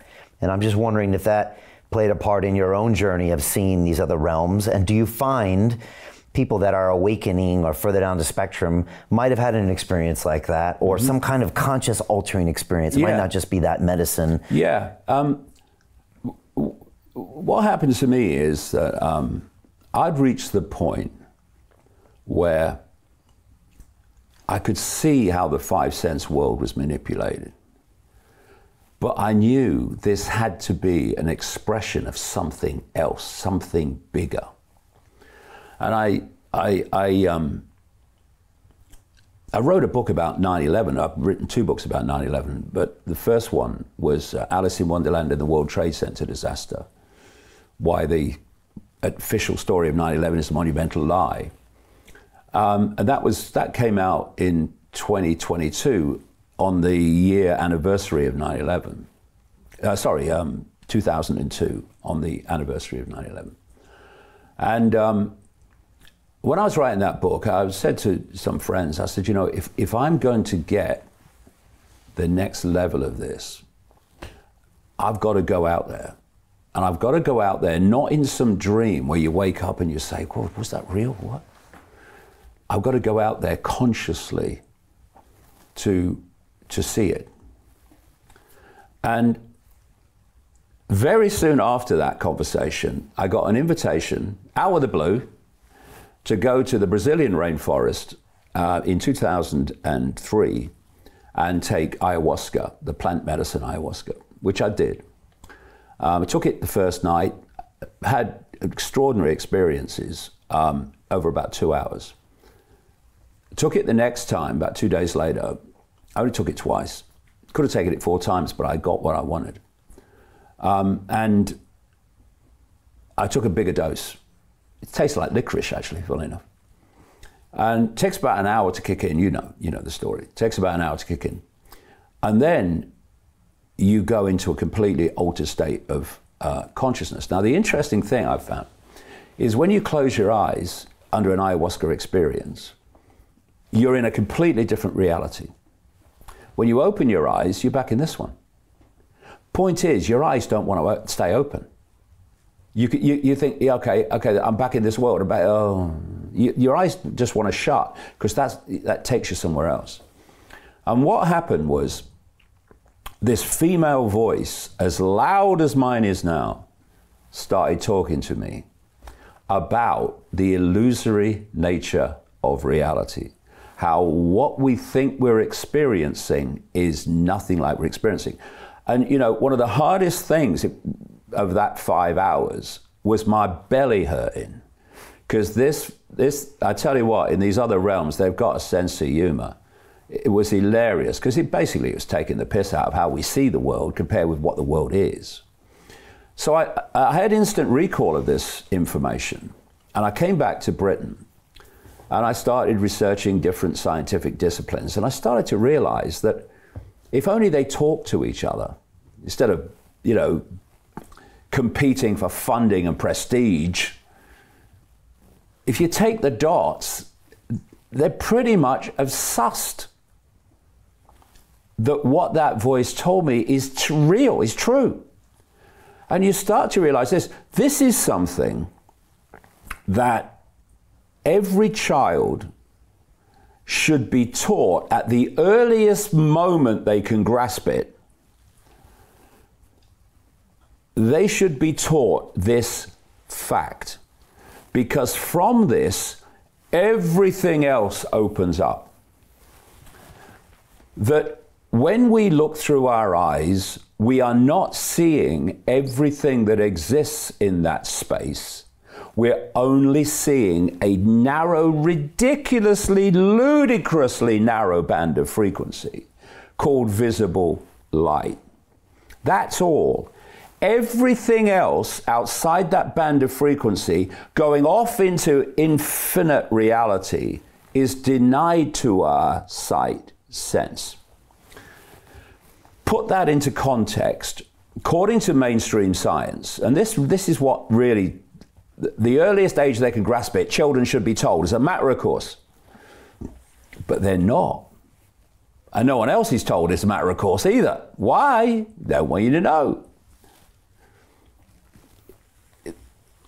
Mainstream science says, according to its projected size of the universe, that the electromagnetic spectrum, which is pretty much our reality, is 0.005% of what exists as in different forms of energy in what we call the universe. I've seen estimates as high as 0.5%. Either way, it's frickin' tiny. Now, visible light, which is the only reality we can see, is a smear, a fraction of the 0.005% of the electromagnetic field. In other words, humans are basically blind. And I say, and I go into this in the books, that's not by accident. If you want to keep people in a state of perceptual enslavement, then you'd want them to see only and perceive only as much as they need to serve your purposes. You don't want them to see any more. And so many, from that basic fact, this is mainstream science, so many so-called mysteries disappear. For instance, honestly, mate, what happened? I saw this UFO and it just came out of nowhere, mate. It just came out of nowhere and then it disappeared into nowhere. Oh, I saw this entity and it just manifested at the end of the bed and then disappeared. What does 5 sense perceptual reality say to that? You're mad, mate. That can't happen. That's impossible. No, it's not. What has happened? Something has entered visible light, which the observer can only see that band of frequency. It's entered that band of frequency. To the observer, it's come out of nowhere. When it leaves that frequency, it seems to disappear into nowhere. It's not appeared out of nowhere. It's not disappeared into nowhere. It's just come into and left the narrow band of frequency, visible light, that you can perceive. So suddenly, from even these basic things, and there's lots more I could talk about, the so-called mysteries of life just dissolve. And so just after the turn of the millennium, I had this overwhelming feeling that this is a simulation, the equivalent of a virtual reality game. I'll just come to that in a second. And that the limit of the simulation, at this level, there are other levels of it, is the speed of light. And the speed of light appears to be the fastest speed possible because it's the limit of this simulation. Of course, science well knows that particles can communicate with each other over vast, what we perceive as distance, instantly. But they're not communicating within the realm of the 5 senses. They're communicating outside that realm with a different law of physics, okay? What I also got very clearly after the turn of the millennium was that what we call the laws of physics are actually the encoded laws of the simulation. So if you take a computer game, the creator writes into the coding of the game the limits of the game and how the game must be played. In the simulation that we're experiencing, we call that the law of physics, which is why when near-death experiences leave the body, their consciousness leaves the body, they all of them describe a realm of reality that is absolutely not experienced according to our laws of physics. They enter a different realm of, quote, physics, because the body, I've been calling the body since the 1990s a biological computer. The body is decoding the matrix. It's decoding the simulation. Okay. Imagine, and this is what I was going to say a few minutes ago.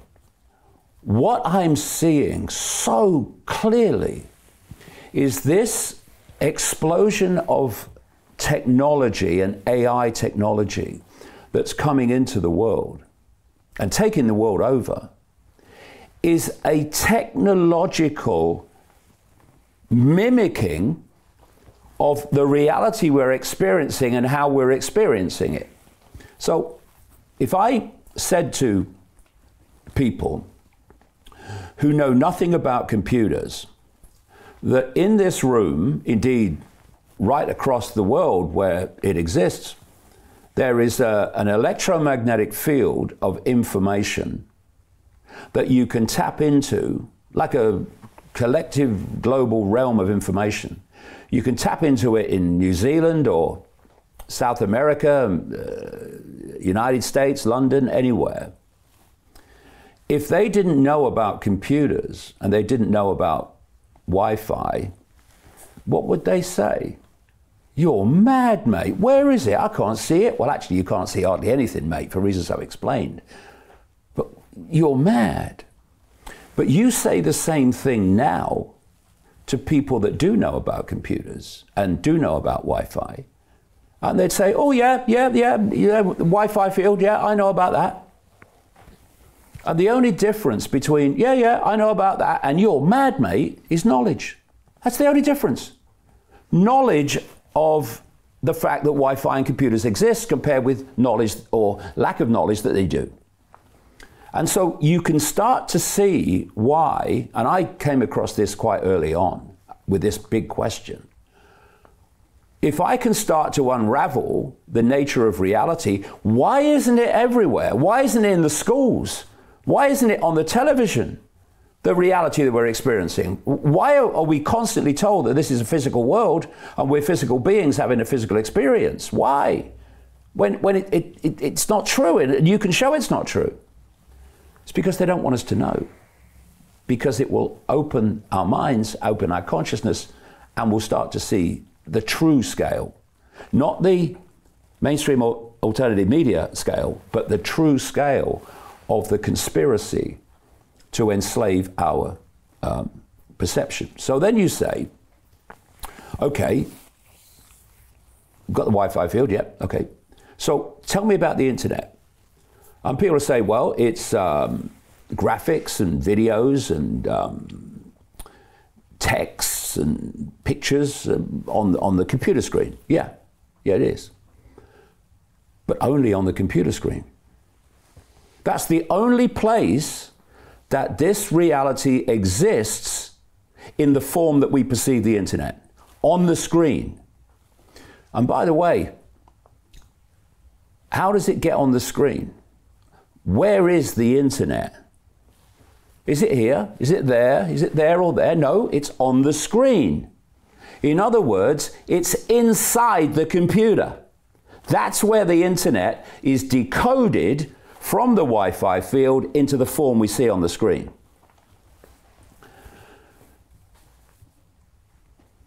And that's exactly a mimicking of the way the biological computer decodes the matrix into an apparently physical world. And again, this is mainstream science.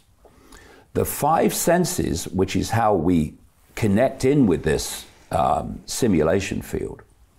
Think Wi-Fi, it's absolutely the same principle. The matrix, the simulation, is not a physical construct. It's a field of information which we're decoding. How do we do this? Again, mainstream science. The five senses are picking up frequency information. That's what they do, wave field information. And they're turning it, I mean, the ears are a classic because you've got sound waves, but they all do the same. They turn it into electrical information, which is communicated to the brain. And then the brain has different areas which specialize in decoding the information from the different senses, and then the brain puts together a reality, a sense of reality. And it's exact, and that sense of reality doesn't exist out here. Oh yes, we perceive that we're living in a world that's external, but actually it's all going on in here. It's the decoding system of the biological computer. And so you've got the simulation field, and then you've got the body, which is encoded to decode the simulation field into a reality that appears to be physical, and you've only got to talk to quantum physicists to see that it's not physical at all. Atoms are supposed to be the building blocks of the physical world. Atoms are empty. They've got no solidity. So how can they be the building blocks of a physical world? They can't be. It's all illusory. And now, we've already reached the point, and much of this is mainstream science, just dot connected, where the reality that we think we're experiencing is actually completely, and how we're experiencing it, is completely different to how we're experiencing it.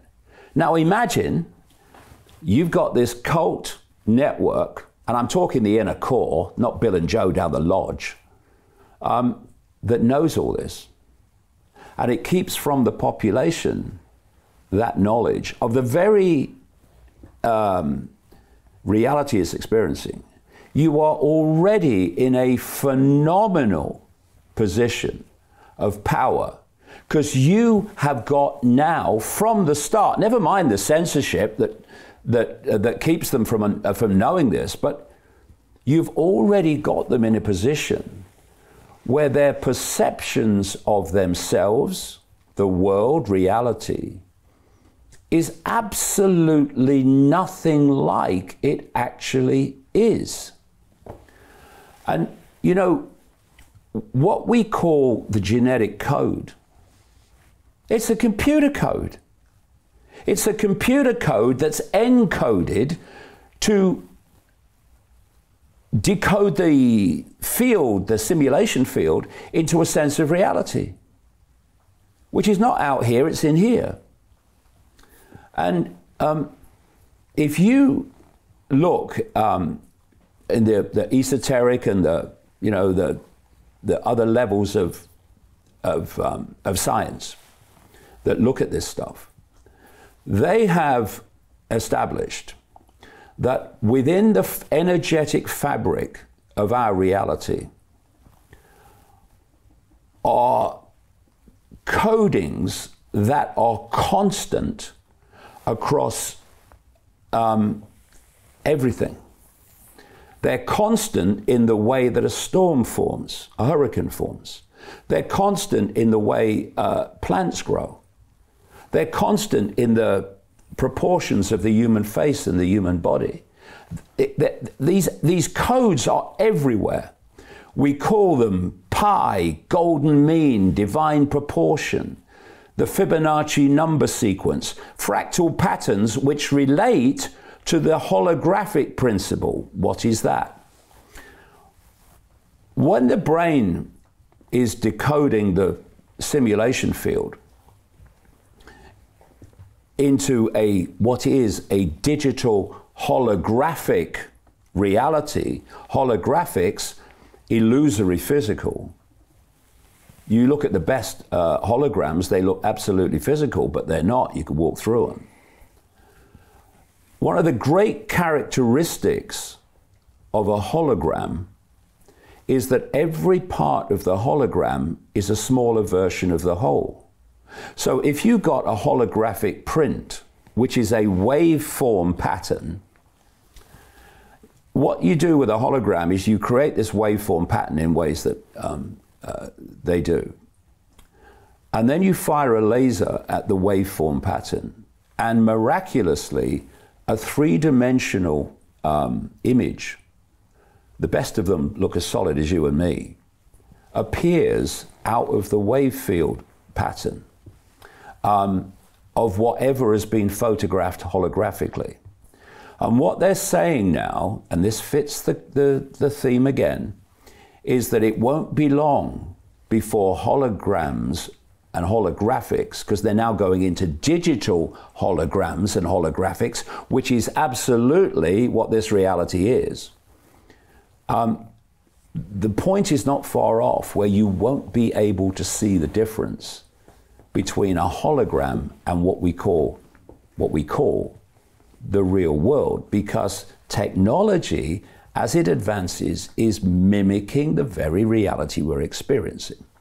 So if we know this about our reality, then we can maybe see some of these things coming. Well, what we can do if we grasp what the reality is and how we interact with it is we can change reality. But if your perception is that the reality is something that it's not, you ain't going to change it any more than in any way that's fundamental, because you don't even understand the reality that you're experiencing. If we don't understand reality, how can we understand anything? You know, across the parliaments of the world and the scientific labs of the world and the financial world and the science world and the academic world, they are all making decisions and making assumptions based on a world that doesn't exist except in the way that we experience it through the decoding system. So what I'm saying is all these recurring patterns are an expression of holograms, because this is a holographic reality. And one of the great, like I say, characteristics of a hologram is every part of a hologram is a smaller version of the whole. So if you took a holographic print and you cut it into 4 and you fired the laser at a quarter, you wouldn't get a quarter of the picture. You'd get a quarter of the whole picture, because no matter what level you go down, you are seeing a smaller version of the whole picture. And this is why in alternative medicine and alternative treatments like acupuncture and many others, they find places on the body that represent the whole body. So acupuncture will find points on the ear that represent the entire body. And why is that? Because the body is a hologram, and every part of the body is a smaller version of the whole. This is why reflexology finds places on the feet, places on the hands, places on other parts of the body that represent different parts of the body, and you can treat those parts of the body through those points, which appear to have no relation to what you're treating, but it's a hologram, and every part of the hologram is a smaller version of the whole. So what these recurring codes are, like pi, golden mean, fractal patterns, the holographic principle, the Fibonacci number sequence, which recur everywhere, they're computer codes. They're computer codes of the simulation. That's why they recur everywhere. And what has happened since I started writing about this, because at the time that I had that, this is a simulation, I could only find one guy who was talking about a simulation, and that was a guy at Oxford University called Bostrom, Nick Bostrom, and he was talking about this being a hologram, but in a different way to the way I just described it. But he was seeing it as that. But what's happened since, over the years, is more and more mainstream scientists have concluded that if you go down the road of the holographic, holographic, but the simulation hypothesis, the mysteries of life and the mysteries of reality start to fade. There was a guy called Terrell at NASA, in the computer arena in NASA, who came out, I think it was about 2017, and he said that he'd concluded that this is a holographic simulation. And because of that, it ain't natural, so it must have been created by some intelligence. Other people have come out more and more. And then in April 2021, there was an article in Scientific American by an academic who said he'd concluded that this is a simulation. This is about 20 years after I was talking about it, just under 20 years. And that the limit of the simulation was the speed of light, which kind of made me teeter on my chair when I read it, obviously. And what he related the speed of light to was processing speed. He said, okay, you can write the codes of the simulation limits, what we call the laws of physics, but you're still going to be limited by your processing speed. And he said the processing speed is the speed of light. And then once you leave the simulation at this level, of course, different laws of physics, not limited by the speed of light. And so what lessons can we take from this? That not to trust any of this reality and to question it and potentially reject it?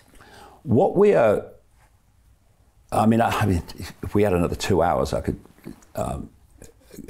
take this on, but what we're living is an induced dream. This is why I called the book The Dream. We are being fed a reality to induce us into believing it's real when it's just an induced dream, to hijack our perception.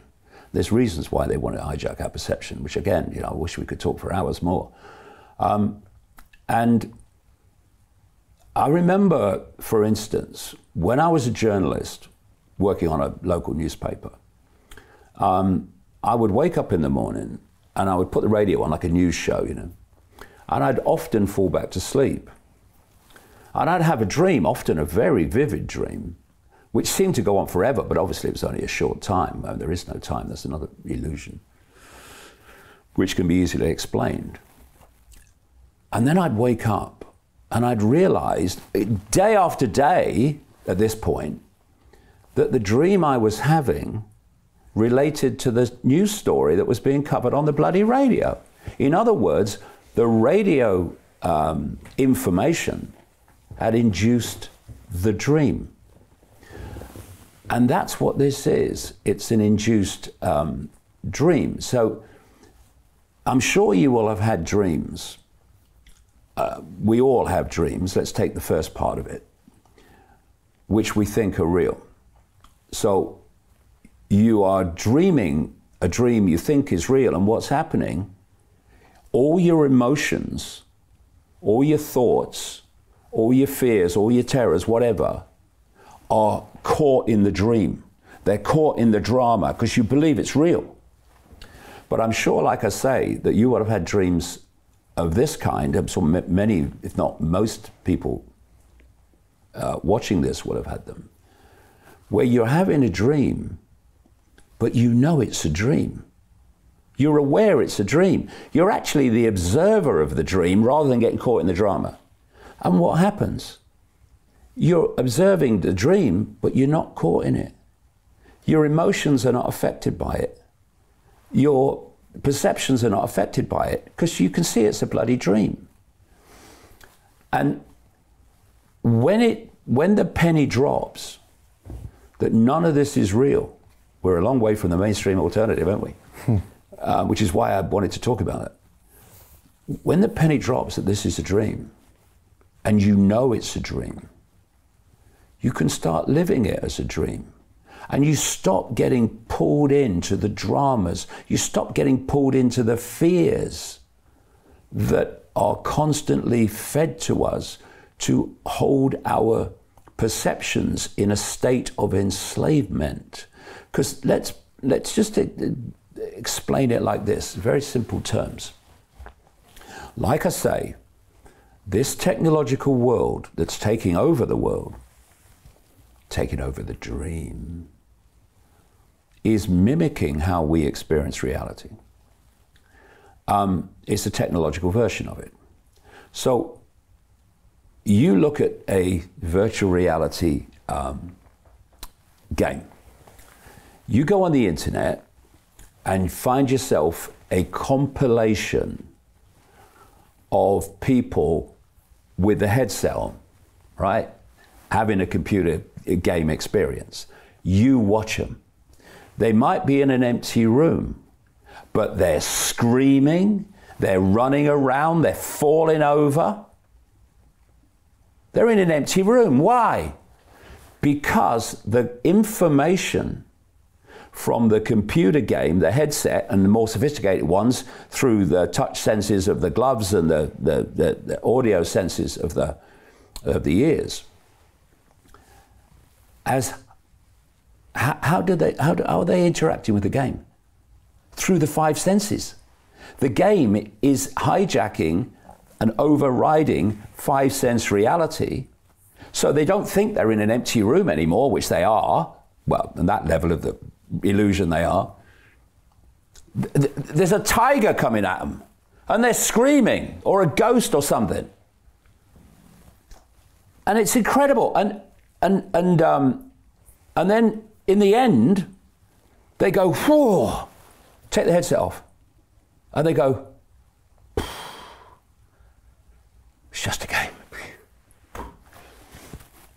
What if you couldn't take the headset off without leaving this reality?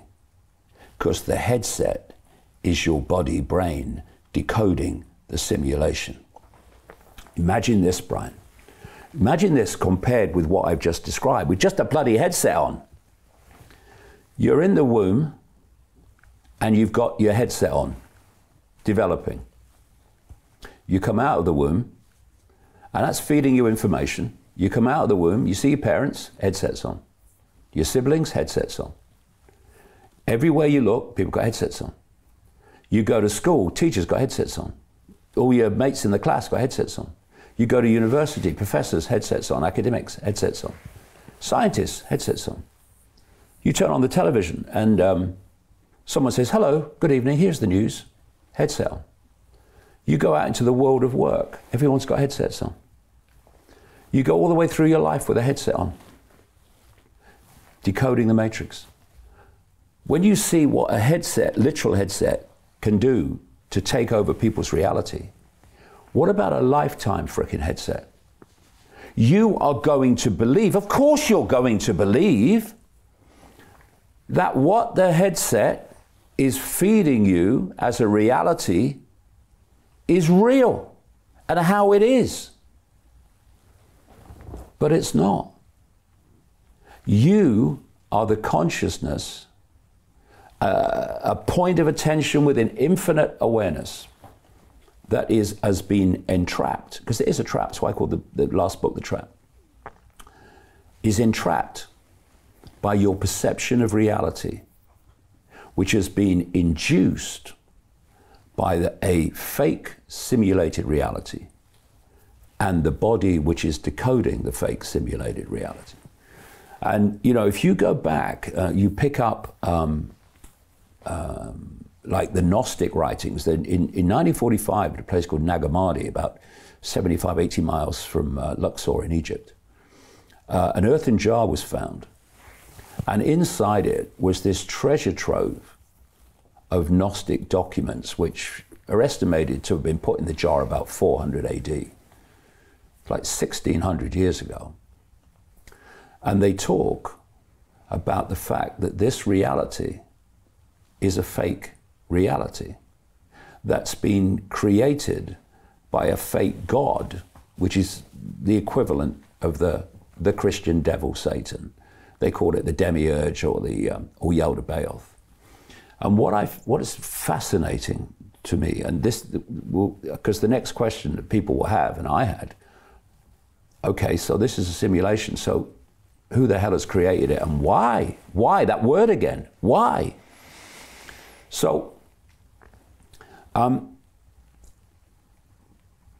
when I started coming across this whole non-human level of this conspiracy, what the mainstream alternative says, oh, no, don't go there.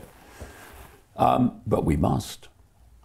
I realized that there was a non-human force that was manipulating this reality we call human, and that this global cult, this global network of secret societies, fiercely compartmentalized, was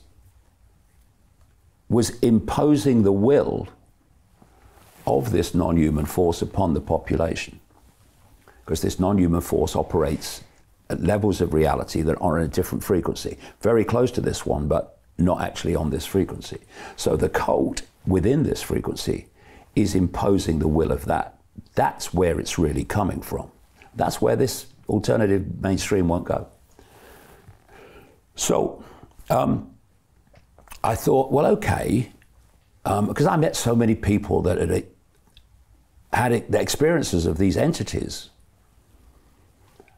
I thought, well, if it's happening now, it ain't just started. It must have been referred to by the ancients. Had to be. So I started scanning ancient myths, ancient legends, ancient stories.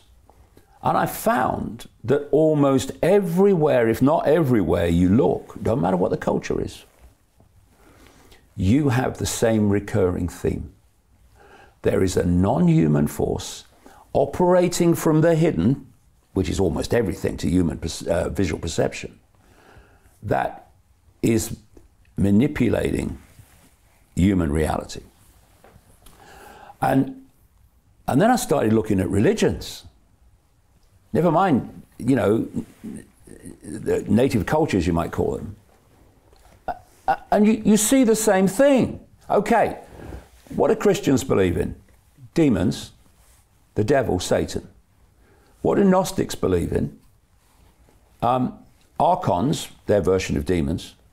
The demiurge and Yaldabaoth, two different names for the same distorted consciousness, which is their version of the Satan devil of Christianity. Islam, that's different to Christianity, isn't it? Oh yeah, very different. Oh really? But they talk about Shaitan and Iblis, which is the Islamic version of the devil Satan and the demiurge Yaldabaoth. They talk about the jinn, which is their version of the archons and the demons. So the demonic version of the jinn anyway. And then you talk to Credo Mutwa in South Africa, and he talks about a reptilian race that is manipulating human society from the hidden. And then you see all the pantheons of gods, like the Greek pantheon and the Hindu gods. I mean, crikey, I don't know how they keep up with them. There's so many. You see these groups of gods, and then you think, well, hold on. The ancients used to sacrifice people to the gods, didn't they? Oh yeah, you sacrifice people to the gods. Well, funnily enough, when I've, over this last 34th year now, researched the rich and famous major, at least gopher level cultists that are pushing the world to dystopia, they're invariably Satanists and pedophiles. And what are they doing in their satanic ritual? They're sacrificing people to the gods. What? This is when the penny drops. They're the same frickin' gods. All of them. And so, they are a demonic force, basically a demonic consciousness, inverted consciousness. Evil is the absence of love, inversion. And they operate in a dimension of reality that people call the astral, or fourth dimension, if you like, if you call this the third dimension. And, you know, when people look up to heaven, they look up to heaven, don't they? Oh, I'm going to heaven. Well, no, it's not chest of drawers, mate. These dimensions occupy the same space. They're just on different wavelengths, and because the human perceptual reality can see such a narrow band of frequency, we can't see these other dimensions. We can sometimes feel them, and at the point where this astral dimension meets our dimension in frequency terms, this is where these demonic gods are, alleged gods. This is where you see ghostly entities and the paranormal and stuff like that. It's because, you know, if you think of the old analog radio and television stations, right? You get say a radio station, and it's right on the dial, right? Or not quite on the dial, but it's on the dial enough for that to be the major station. But you can hear another one. Why? Because this other frequency station is close enough to the other station for there to be interference. Now, if you are completely five sense centric, it's your entire reality, then you're absolutely 100% on the frequency dial of this reality. You're not going to see any of this. But if you're not quite on the frequency, or you can expand into other frequencies, you can see ghosts, you can get psychic communications. This is what the so-called paranormal is. It's just tapping into other dimensions of reality. The question is, how expanded is the reality you're tapping into? And so at this cusp is this demonic force, which is described in all these ancient cultures and all these religions. And the ancients were sacrificing to the gods. And these cultists today are doing it. So here's the question. Why? When they said we're making a sacrifice to the gods, we're making an offering to the gods, what do the gods get out of it? What do they get out of it now with these cultists doing it? This is another level of why that happens. Something else we ought to be told from an early age. Every time we feel emotion or think, we are generating frequencies. This is well known by mainstream science. And the frequencies we're generating are dictated by the emotions and the thoughts that we're having. So, fear, the currency of control of the humanity, is a very low, slow wavelength. So is depression, so is resentment and hatred and regret, all these low vibration emotions. Joy, love, is very high frequency.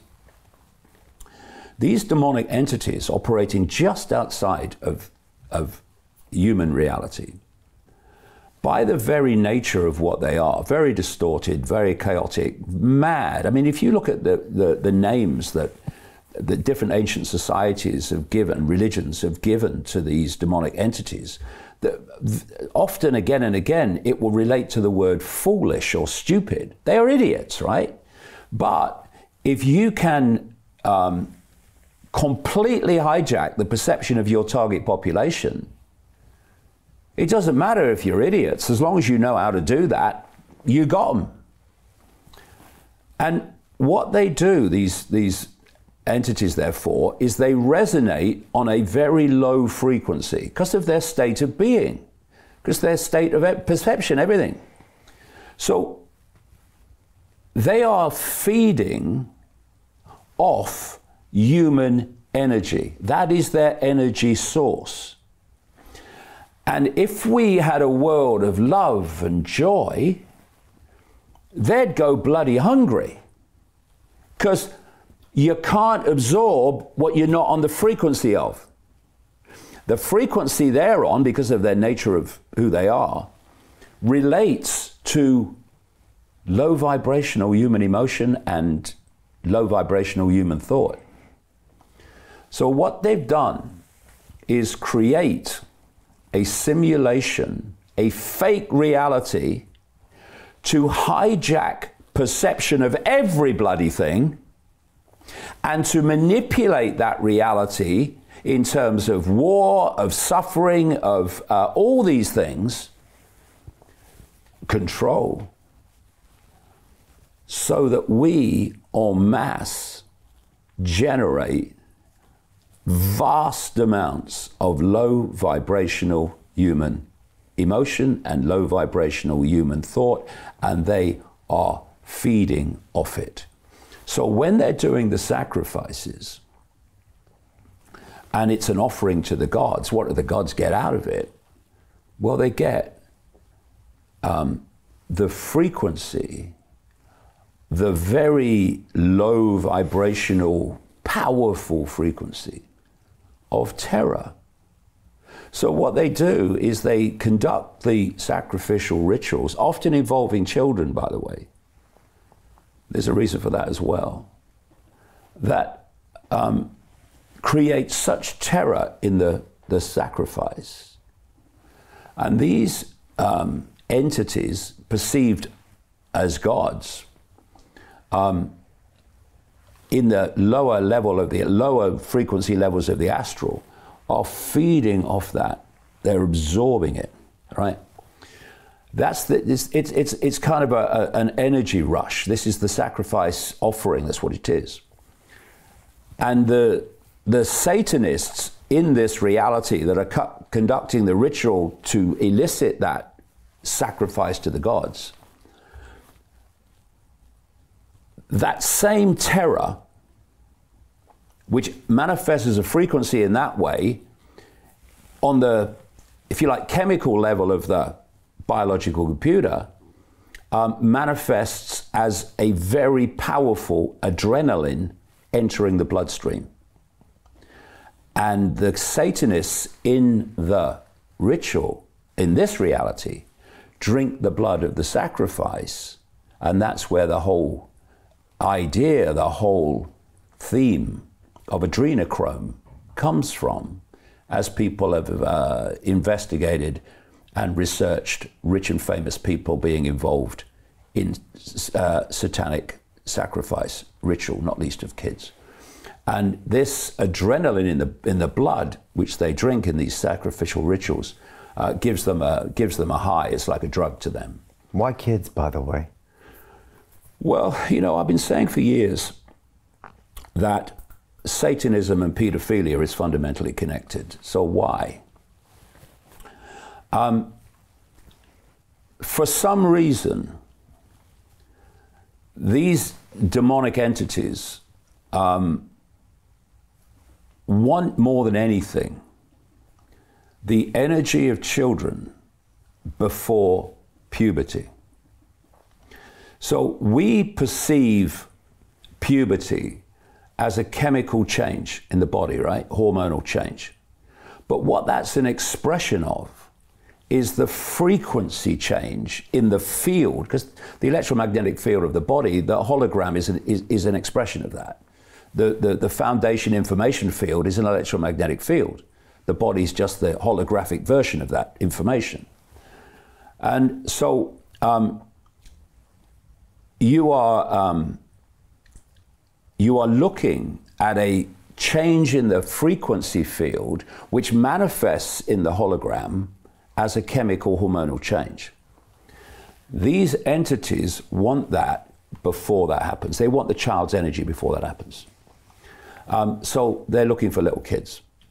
And the pedophile, these pedophiles, especially the elite ones, they're absolutely possessed by these entities.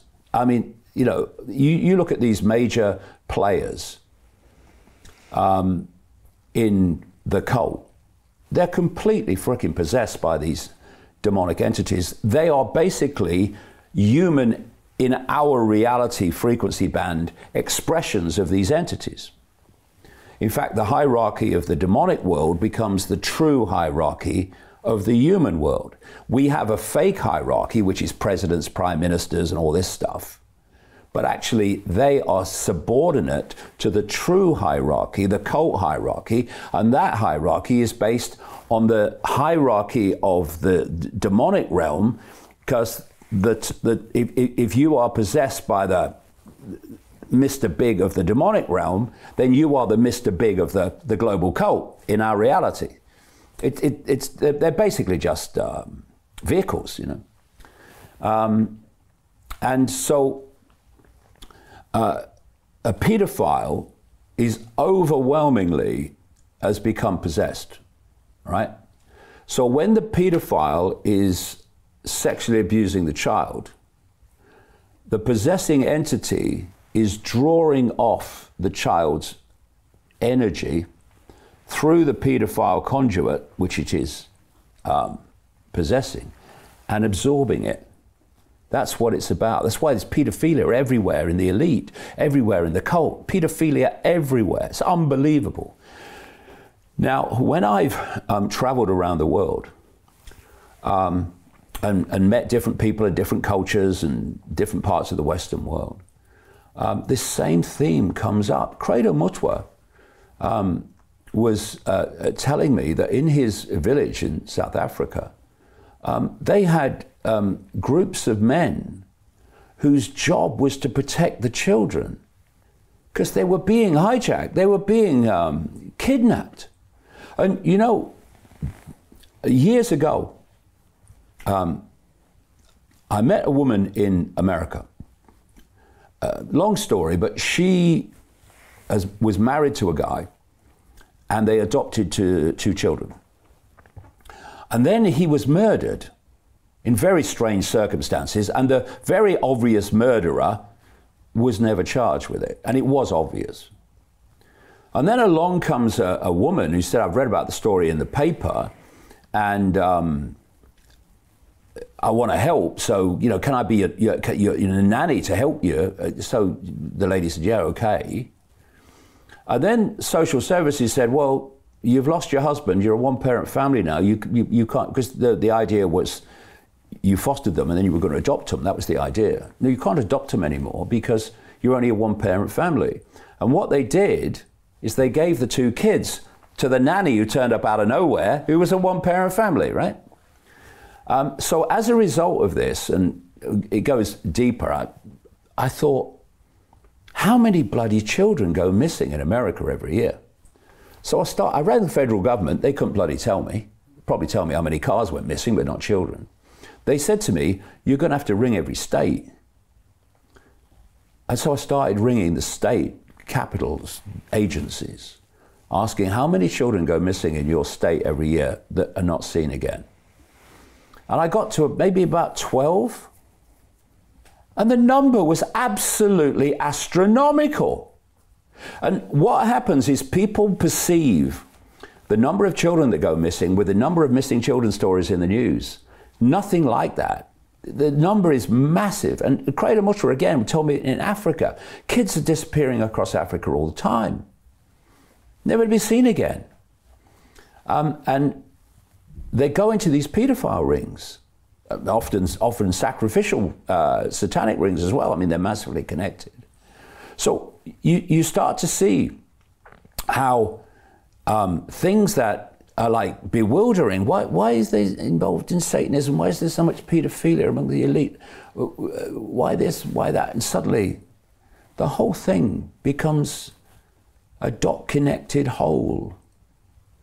The strands become a tapestry.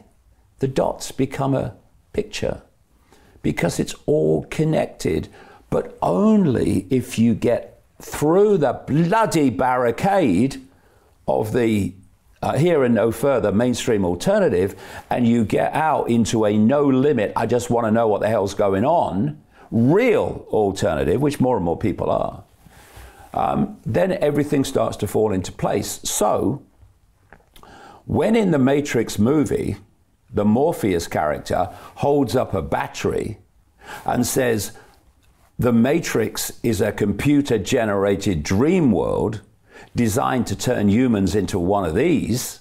It was a profound truth, perhaps one of the most profound truths ever spoken in an apparently fictional movie. That's what's happening.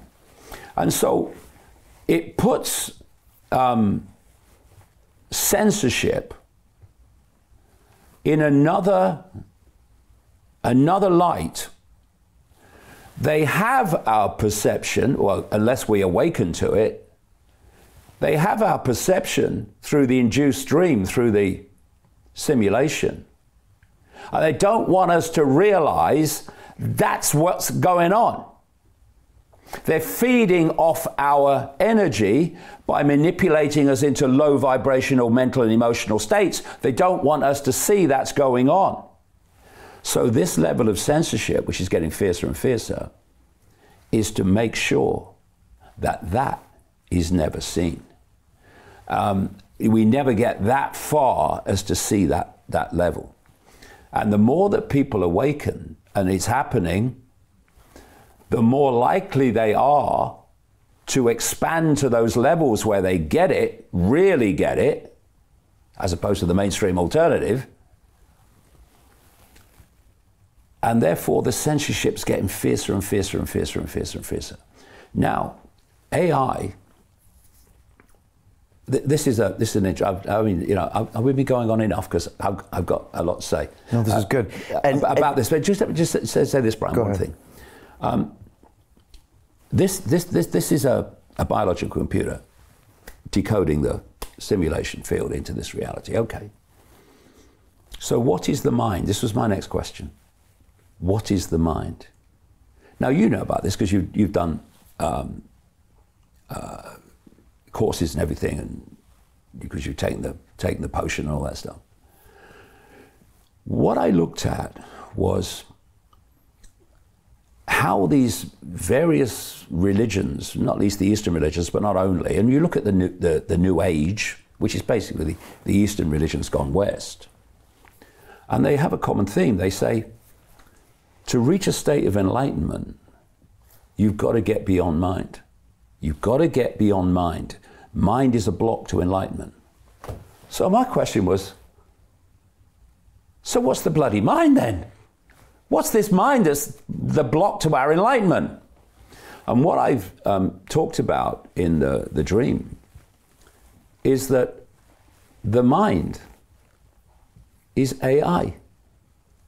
It's not human AI, it's not the level of human AI that we have now, but why is human AI coming in to our reality more and more, massively, totally taking it over? Because this whole simulation is run by AI. It's not people pressing buttons. The whole simulation is run by AI. And what's happening is the astral level of AI is coming into our reality. That's why there's never a point where people are sitting around a table strumming their fingers saying, well, we'd like to go to the next level of technological AI control, but we've got to wait for some geek in a garage in Silicon Valley to invent it. No. It flows out. It's getting faster and faster. There's no gap. It just gets quicker and quicker. Why? Because it already bloody exists. It's just being played out. And your people like your Gateses and your Brins and Pages at Google and Alphabet, they're just front people to give a cover story for how this stuff is coming in. And so what is this whole AI mind? It's a program. And if we are only perceiving reality and experiencing reality from a five-sense perspective, we are following the program of AI mind, which is running through everyone's body. What can override that program is consciousness. That's why these religions and various spiritual ways of doing things say you've got to get beyond your mind. They don't say this, they don't realize this, but you've got to get beyond your mind into consciousness to reach enlightenment, because that mind is there to stop you becoming enlightened of what the bloody hell is going on. So this is my view. If you're only in your mind, if you're only perceiving and experiencing and believing in a world of the five senses, then all the way through your life, from womb to tomb, you're being run by a program. You're basically the human reality equivalent of a non-player character in a video game. What is a non-player character? It's a character that has no impact on the game because it's being run by the game. No free will. None. But when you become conscious beyond mind and you start tapping into those levels of awareness that are beyond the simulation, suddenly, the more you do it, the more impact it has. You look around, you go, I can see it now. Why couldn't I see it before? Because that was controlling you before. And what do we call that? Awakening. People talk, it's the Great Awakening, awakening. What is that? It's awakening from this AI program that's dictating people's lives to consciousness beyond the simulation. Not beyond the body, beyond the simulation. Because beyond the simulation is infinity. Infinity of consciousness, infinity of realities, infinity of everything. And we can all get there. We can all get there. That's our natural state. What's happened is we have been perceptually hijacked so that we believe that we're in a reality that's actually not real. And if you look at the symbolism of the story of Adam and Eve, you have the snake, could well be symbolic of the reptilian race that is actually part of this. It's a gopher part, but it's still a part. And you have the temptation of eating the apple, of knowing the difference between good and evil. What is that? Polarity. This simulation works on polarity. It's an electrical system. It's an electromagnetic system. And what it is doing, if we don't become conscious beyond it, it's turning us into polarized expressions of the polarity reality we're experiencing. So you have this all the time. Electrical circuits need two polarities. So if you seek to impose, you need resistance. And then you have, if you seek to impose and you go, I'm not resisting you, I'm just not cooperating. The polarity's gone because it doesn't have the electrical circuit. They're all the time looking for electrical circuits. Now, there's a whole area of science which I've written about at really great length in the books over the years. It's called the Electric Universe, or the Thunderbolts Project, where physicists and other researchers have concluded that what we call the universe is an electrical system. What is the body? It's an electrical system. Thought manifests, emotion manifests through electricity. The brain communicates with the body communicates with the brain electrically. And they're now talking about augmented reality, where they are connecting technology to the biological body, right? Well, they can do that because they both work electrically for a start. But here's another point, Brian, right? That's technology, right? Yeah. And that's biological, yeah? So what's that? That's natural. How do we know? How do we know this is natural? Oh, well, it's obviously not technology. No, well, you say it's not. It's not that type of technology. But show me something you absolutely solid gold, without question, know is natural, and then compare it with this. And if they're the same, then okay, this is natural. We don't have anything that we solid gold know is natural. It's a simulation. And I can tell you, I've been calling this a biological computer since the 1990s. Look at the Moderna documents. They describe the content of the fake COVID vaccine vial as an operating system. They know what this is. They just don't want you to know. So when I talked about this being a simulation just after the turn of the millennium, and then some years along the road, Elon Musk said, there's a very good chance this is a simulation. You know why he said that? He knows it is. He knows it is. Because of what he's connected to. And so... Isn't he supposed to keep it a secret? Eh? Shouldn't he keep it a secret if he knows?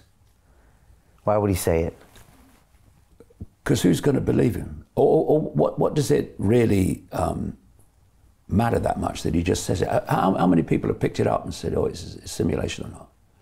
No one's picked it up. And he didn't say it was a simulation. He said, well, you know, there's a billions to one chance. And, you know, you've got more and more scientists who are saying, you know, it makes sense that it's a simulation.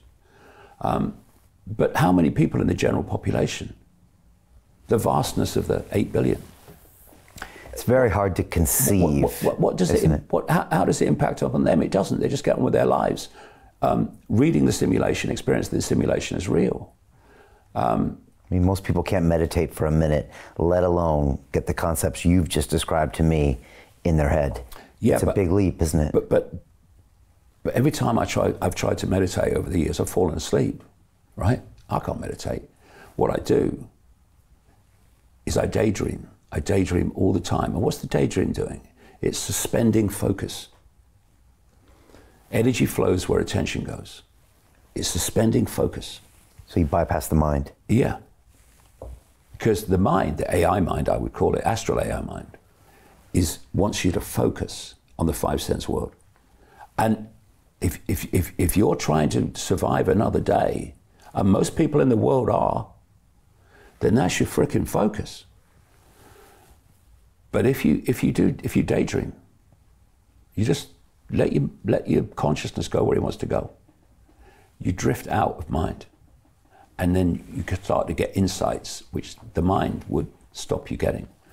And so, you know, when you get people, and people say of them, it doesn't matter how much evidence you put in front of them, they won't get it. Well, that's the mind, because the mind's not there for you to get it. The mind's there for you to stop getting it. And you know, you'll know about this. You know these, when people say, just move your consciousness back and observe your mind. And you can do it. And what you're doing, all this chatter, right? And she said about me, and I said about her, and then she said, and you suddenly, which you thought was you, suddenly you're observing it. So, all the chatter. So, I thought that was me. So who's observing it? You are. Consciousness is observing it.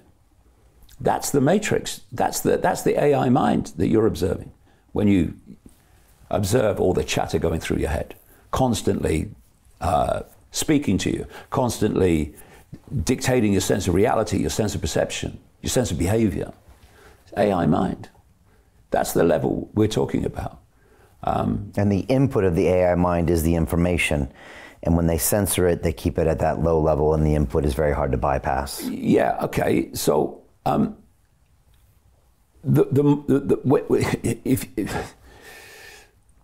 if you press or punch a domino in a line of dominoes, it's going to hit the next domino, it's going to hit the next domino, it's going to hit the next domino, and eventually all the dominoes are gone, right? Symbolically, you're gonna see things, get things. Why? Got it. Why? What's next? What's next? What's next? You're going to get there. So what they do is, it's a process that I call defend the first domino. Because if you defend the first domino, none of the other buggers are going to fall. And this is what censorship's about. It's defending the first domino. So, like I said earlier, the domino they really want to defend is the official narrative of everything, because they just want you to believe it. But they know that some people won't. So you give a bit, then you defend that domino. You make sure none of the others bloody fall. And that's what the mainstream alternative media, a lot of it genuine, is playing a part in doing. And what I would say to them is, chill out, mate. Remember, whatever you think you know, there's always more to know. So what is it that there's more to know about? And drop the barricade. We're not going to change this reality. We're not going to get out of this trap. And we haven't got time to go in it now. I've waffled on enough. But you know, I go into in the dream. I go into the whole reincarnation cycle and what that is. That's just another level of the matrix to keep us coming back to experience and you know, produce the energy for the people that are running the simulation. But if you just drop the barricade and realize that whether bloody Trump wins the next US election or whether someone else does on the other side, it ain't going to change anything. It's going to, only thing it's going to change, if it changes anything at all, is the window dressing. And the more you focus only on that, the more you focus only on your World Economic Forums and your Bill Gateses, only on them. I'm not saying you shouldn't focus on them at all. I mean, I do it on the website every day. I've been doing it for 34 years. But not only that, because if you do, what changes?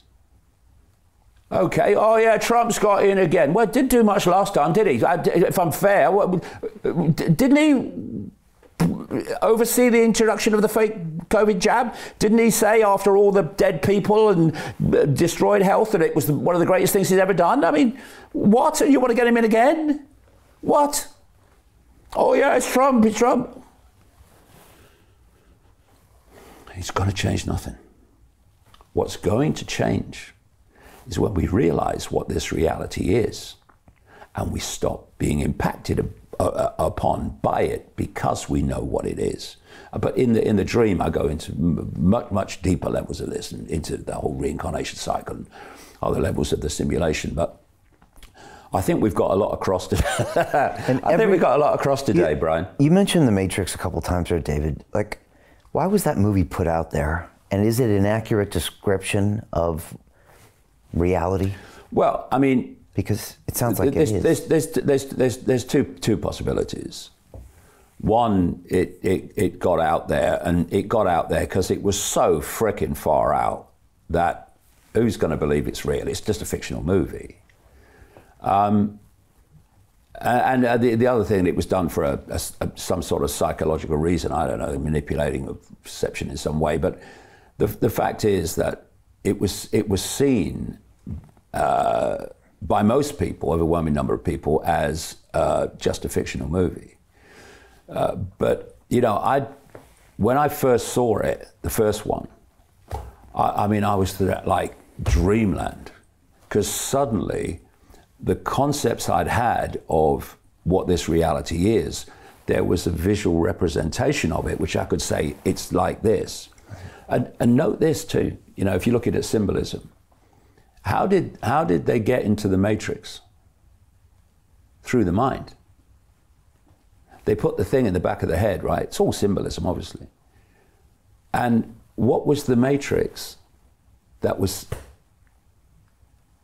put inside them?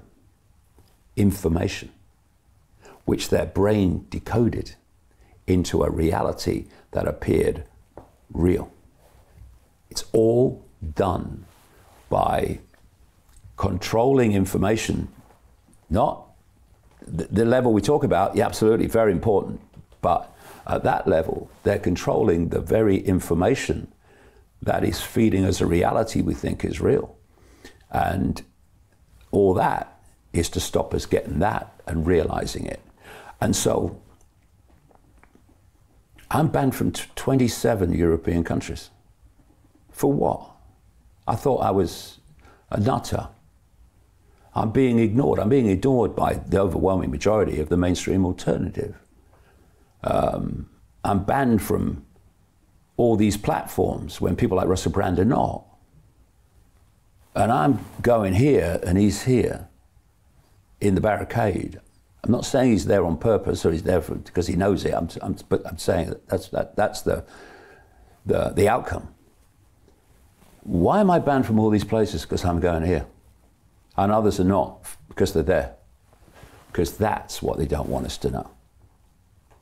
And this is to stop us getting there. And what you have to do to grasp what this really is to allow your mind, not your mind, no, to go beyond mind, astral AI mind, into realms of consciousness that are beyond the simulation. Because then you are tapping into levels of awareness that know what this is. If you're only tapping in to levels of awareness within the simulation, you're in this world. We're all in this world. Why are we in this world? Because this is decoding the matrix to put us in the world. And when we leave the body, the near-death experience or whatever, the body has ceased to function. So what? It ceases to decode the simulation. So we experience another reality because we're no longer being fed the matrix. So, how do we get out into that consciousness? I mean, you said meditation didn't work for you, but it works for some. Daydreaming, plant medicines. How are ways that people can get out there? Well, these are all different ways. But you know, I'll tell you what. For me, the most powerful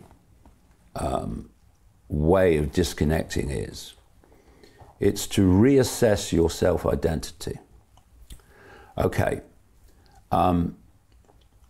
they want you to perceive the I as the human labels. They want you to perceive the I as I am as I call them. I am a man, I am a woman, I am whatever I choose to be sexually. I am this race, I am this religion, I am this income bracket, I am this nationhood. These are all labels of body-centric self-identity. They have to keep us there, because that holds us in the thrall of AI, astral AI mind. And if you look at the ways that we're divided and ruled, never more so than now. It's merciless the way we're divided and ruled, or try to be. We're divided and ruled by race, divided and ruled by income bracket, divided and ruled by culture, divided and ruled by a sense of nation. All these things. We're divided and ruled by young and old. All these different things. What do they all have in common, every single one of them? They're all dependent on body self-identity. Because if you didn't have body self-identity, those divide and rule lines, fault lines, would not be possible. So when you reassess your self-identity, when you stop seeing yourself as your human labels, and you realize they are merely a set of experiences which the true I consciousness is having, then everything changes.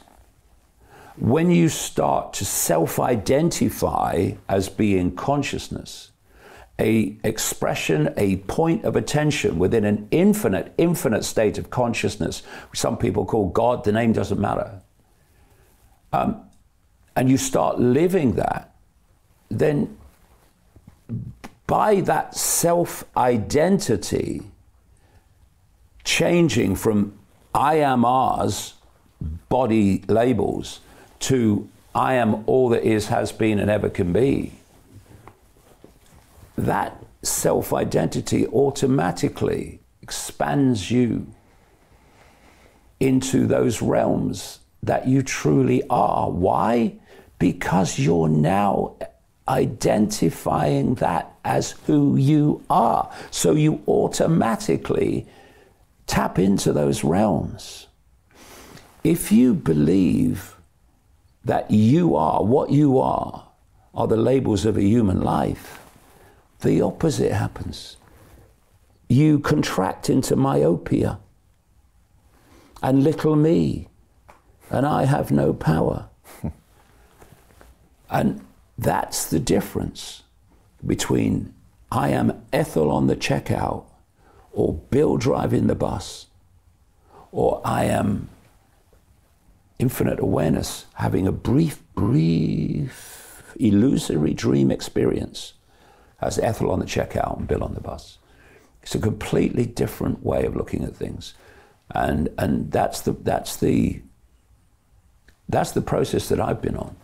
So I'm not theorizing it, and I'm saying this is what happened to me.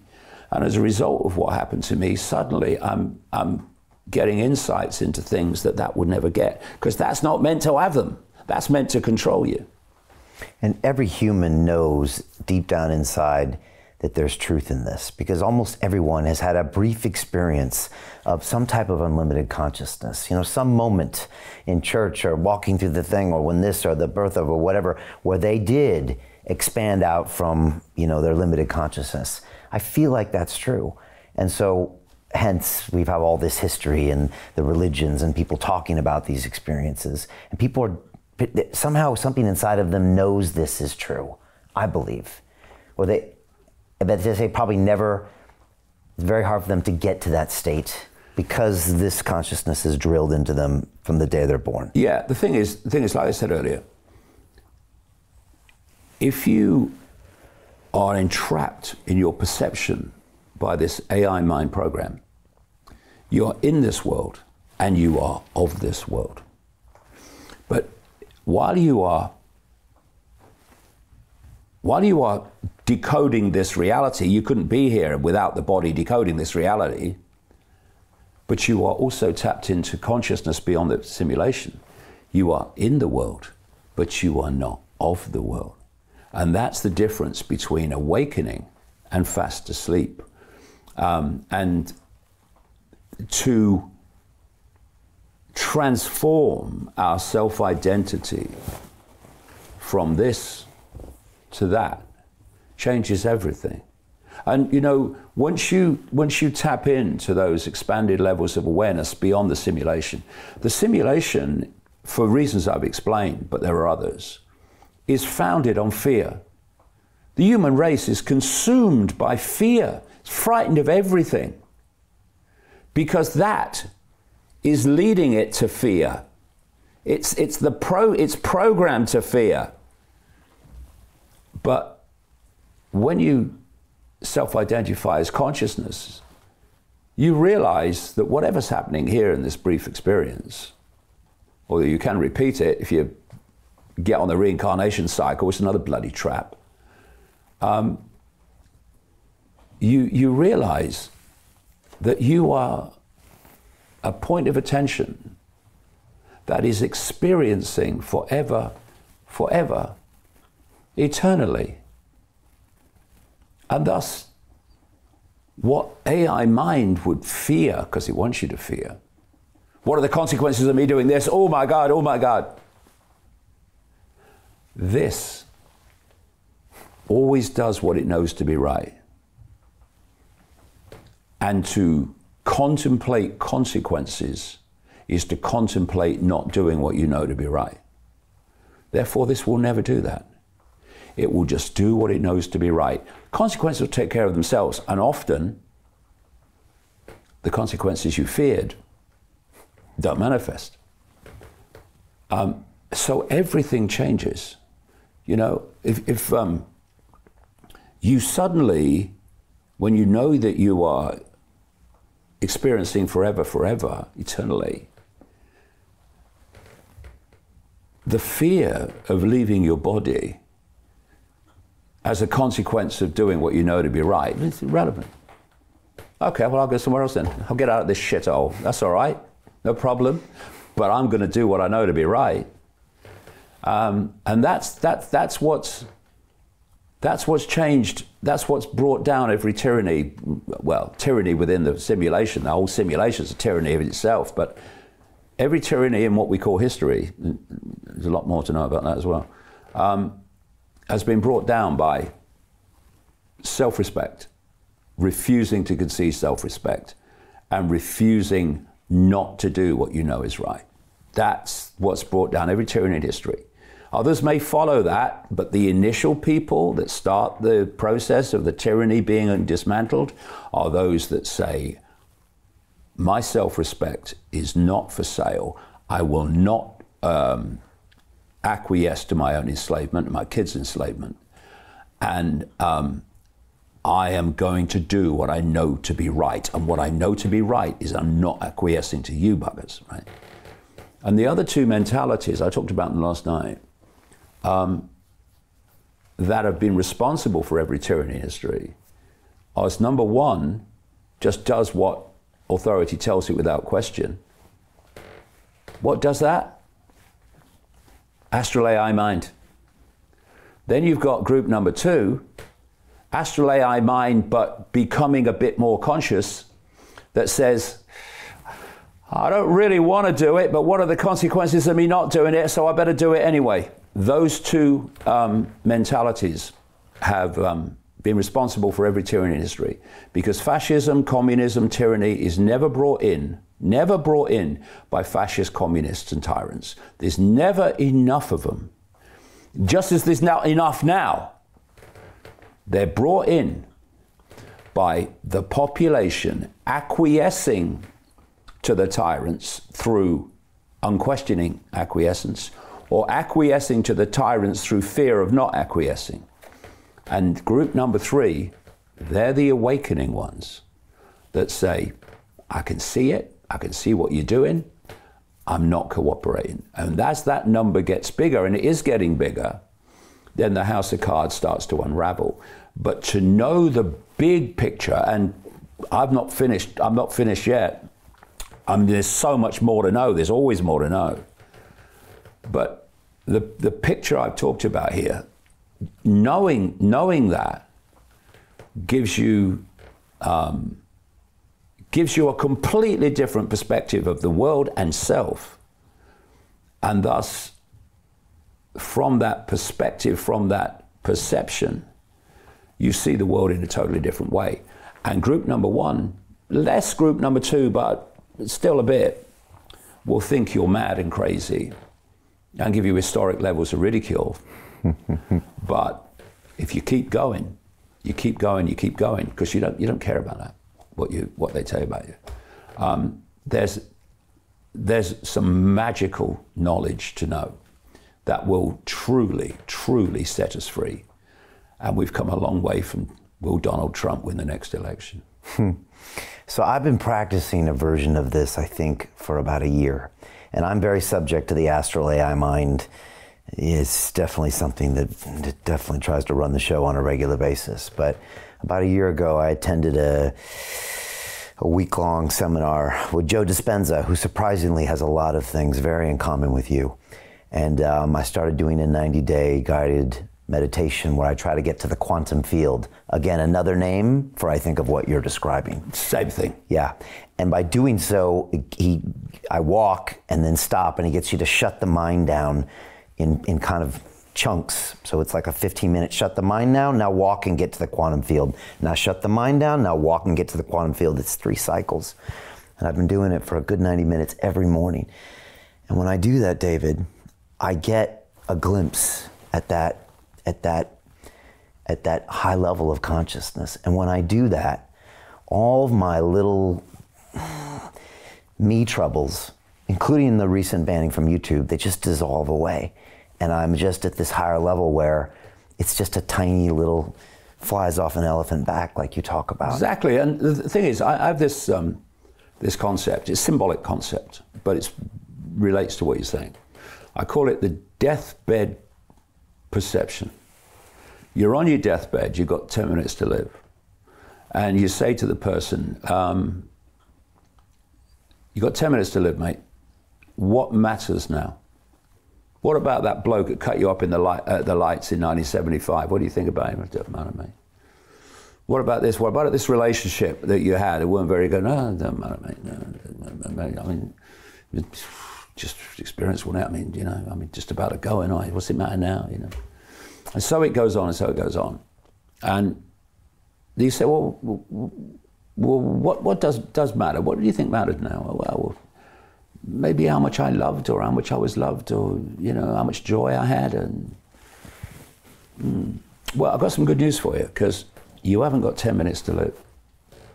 So take that perception you've just had and take it into the rest of your life, and your life will transform. Because all these things don't frickin' matter. One or two things do in the terms of how they affect people, but most of it doesn't matter. Because you know the great thing that pulls you into the dream? The frickin' drama. Oh my God, have you heard the latest? Oh my God.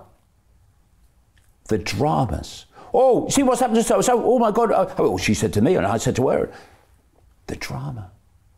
And when you, and what's that drama? It's AI mind. And when you step back from it, none of it bloody matters. Almost none of it matters. And so you stop. You know, there was a guy called Robert Monroe. You probably come across him, yeah. He popularized out-of-body experiences where they went astral traveling in the astral realm.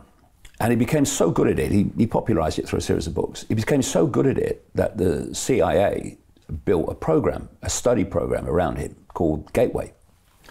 Military was involved. And they got people that they believed were skilled at projecting their consciousness into the astral, this dimension I'm talking about. And they got them to do it, and then they gathered their experiences together. And you know, the people in the project, and this is all documented, they saw so many reptilian entities in the astral, they called them the alligators. That was the name they gave them in the Gateway program. And Robert Monroe said that he learned in his astral travels, and this is completely different sources to how I've come to the same conclusion, that there are entities in the astral which are feeding off human low vibrational energy. And he gave the name to it, loosh. They're feeding off human loosh. And this is a loosh farm. This is why it's been created.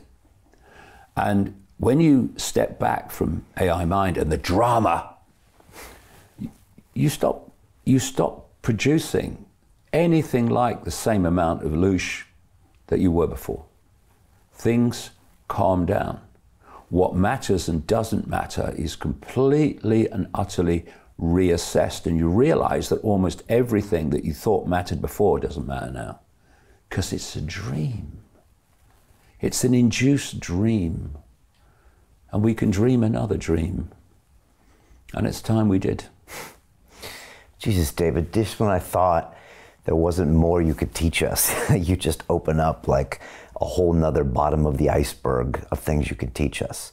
But at the same time, it now makes sense how we conclude a lot of our conversations with this concept that you talk about, opening the heart and stop dividing each other, because those are kind of the byproducts of these theories. Exactly. And so now it makes sense that you come to those conclusions. But typically, we go from analyzing the problem, reaction, solution to the why don't we open our hearts and love? And now today, I think I've understood what's in between, which is that entire process of the dream. And it took me a little while to get my head around it, but I'm starting to. I'm starting to. And so I think I'll be diving into the book a bit more, because I know you talk about time and all sorts of other concepts. But now I see... Time is an illusory decoding manifestation encoded in the matrix. There is no time. Where are you when you think about the past? Yeah. You're in the now. Where were you when you experienced what you now believe is the past? You were in the now. Where are you when you fear the future? You're in the now. Where will you be when what you perceive as the future becomes an experience? You'll be in the now. There's only the now. What we call time, which is one of the great controlling mechanisms of humanity. Why? Because the matrix makes it so. It doesn't actually exist. Real bad for watchmakers, mate, I tell you. Just like the past doesn't exist. Past is a recreation in the moment of today exactly. of an event that now serves your limited mind. Yeah, exactly.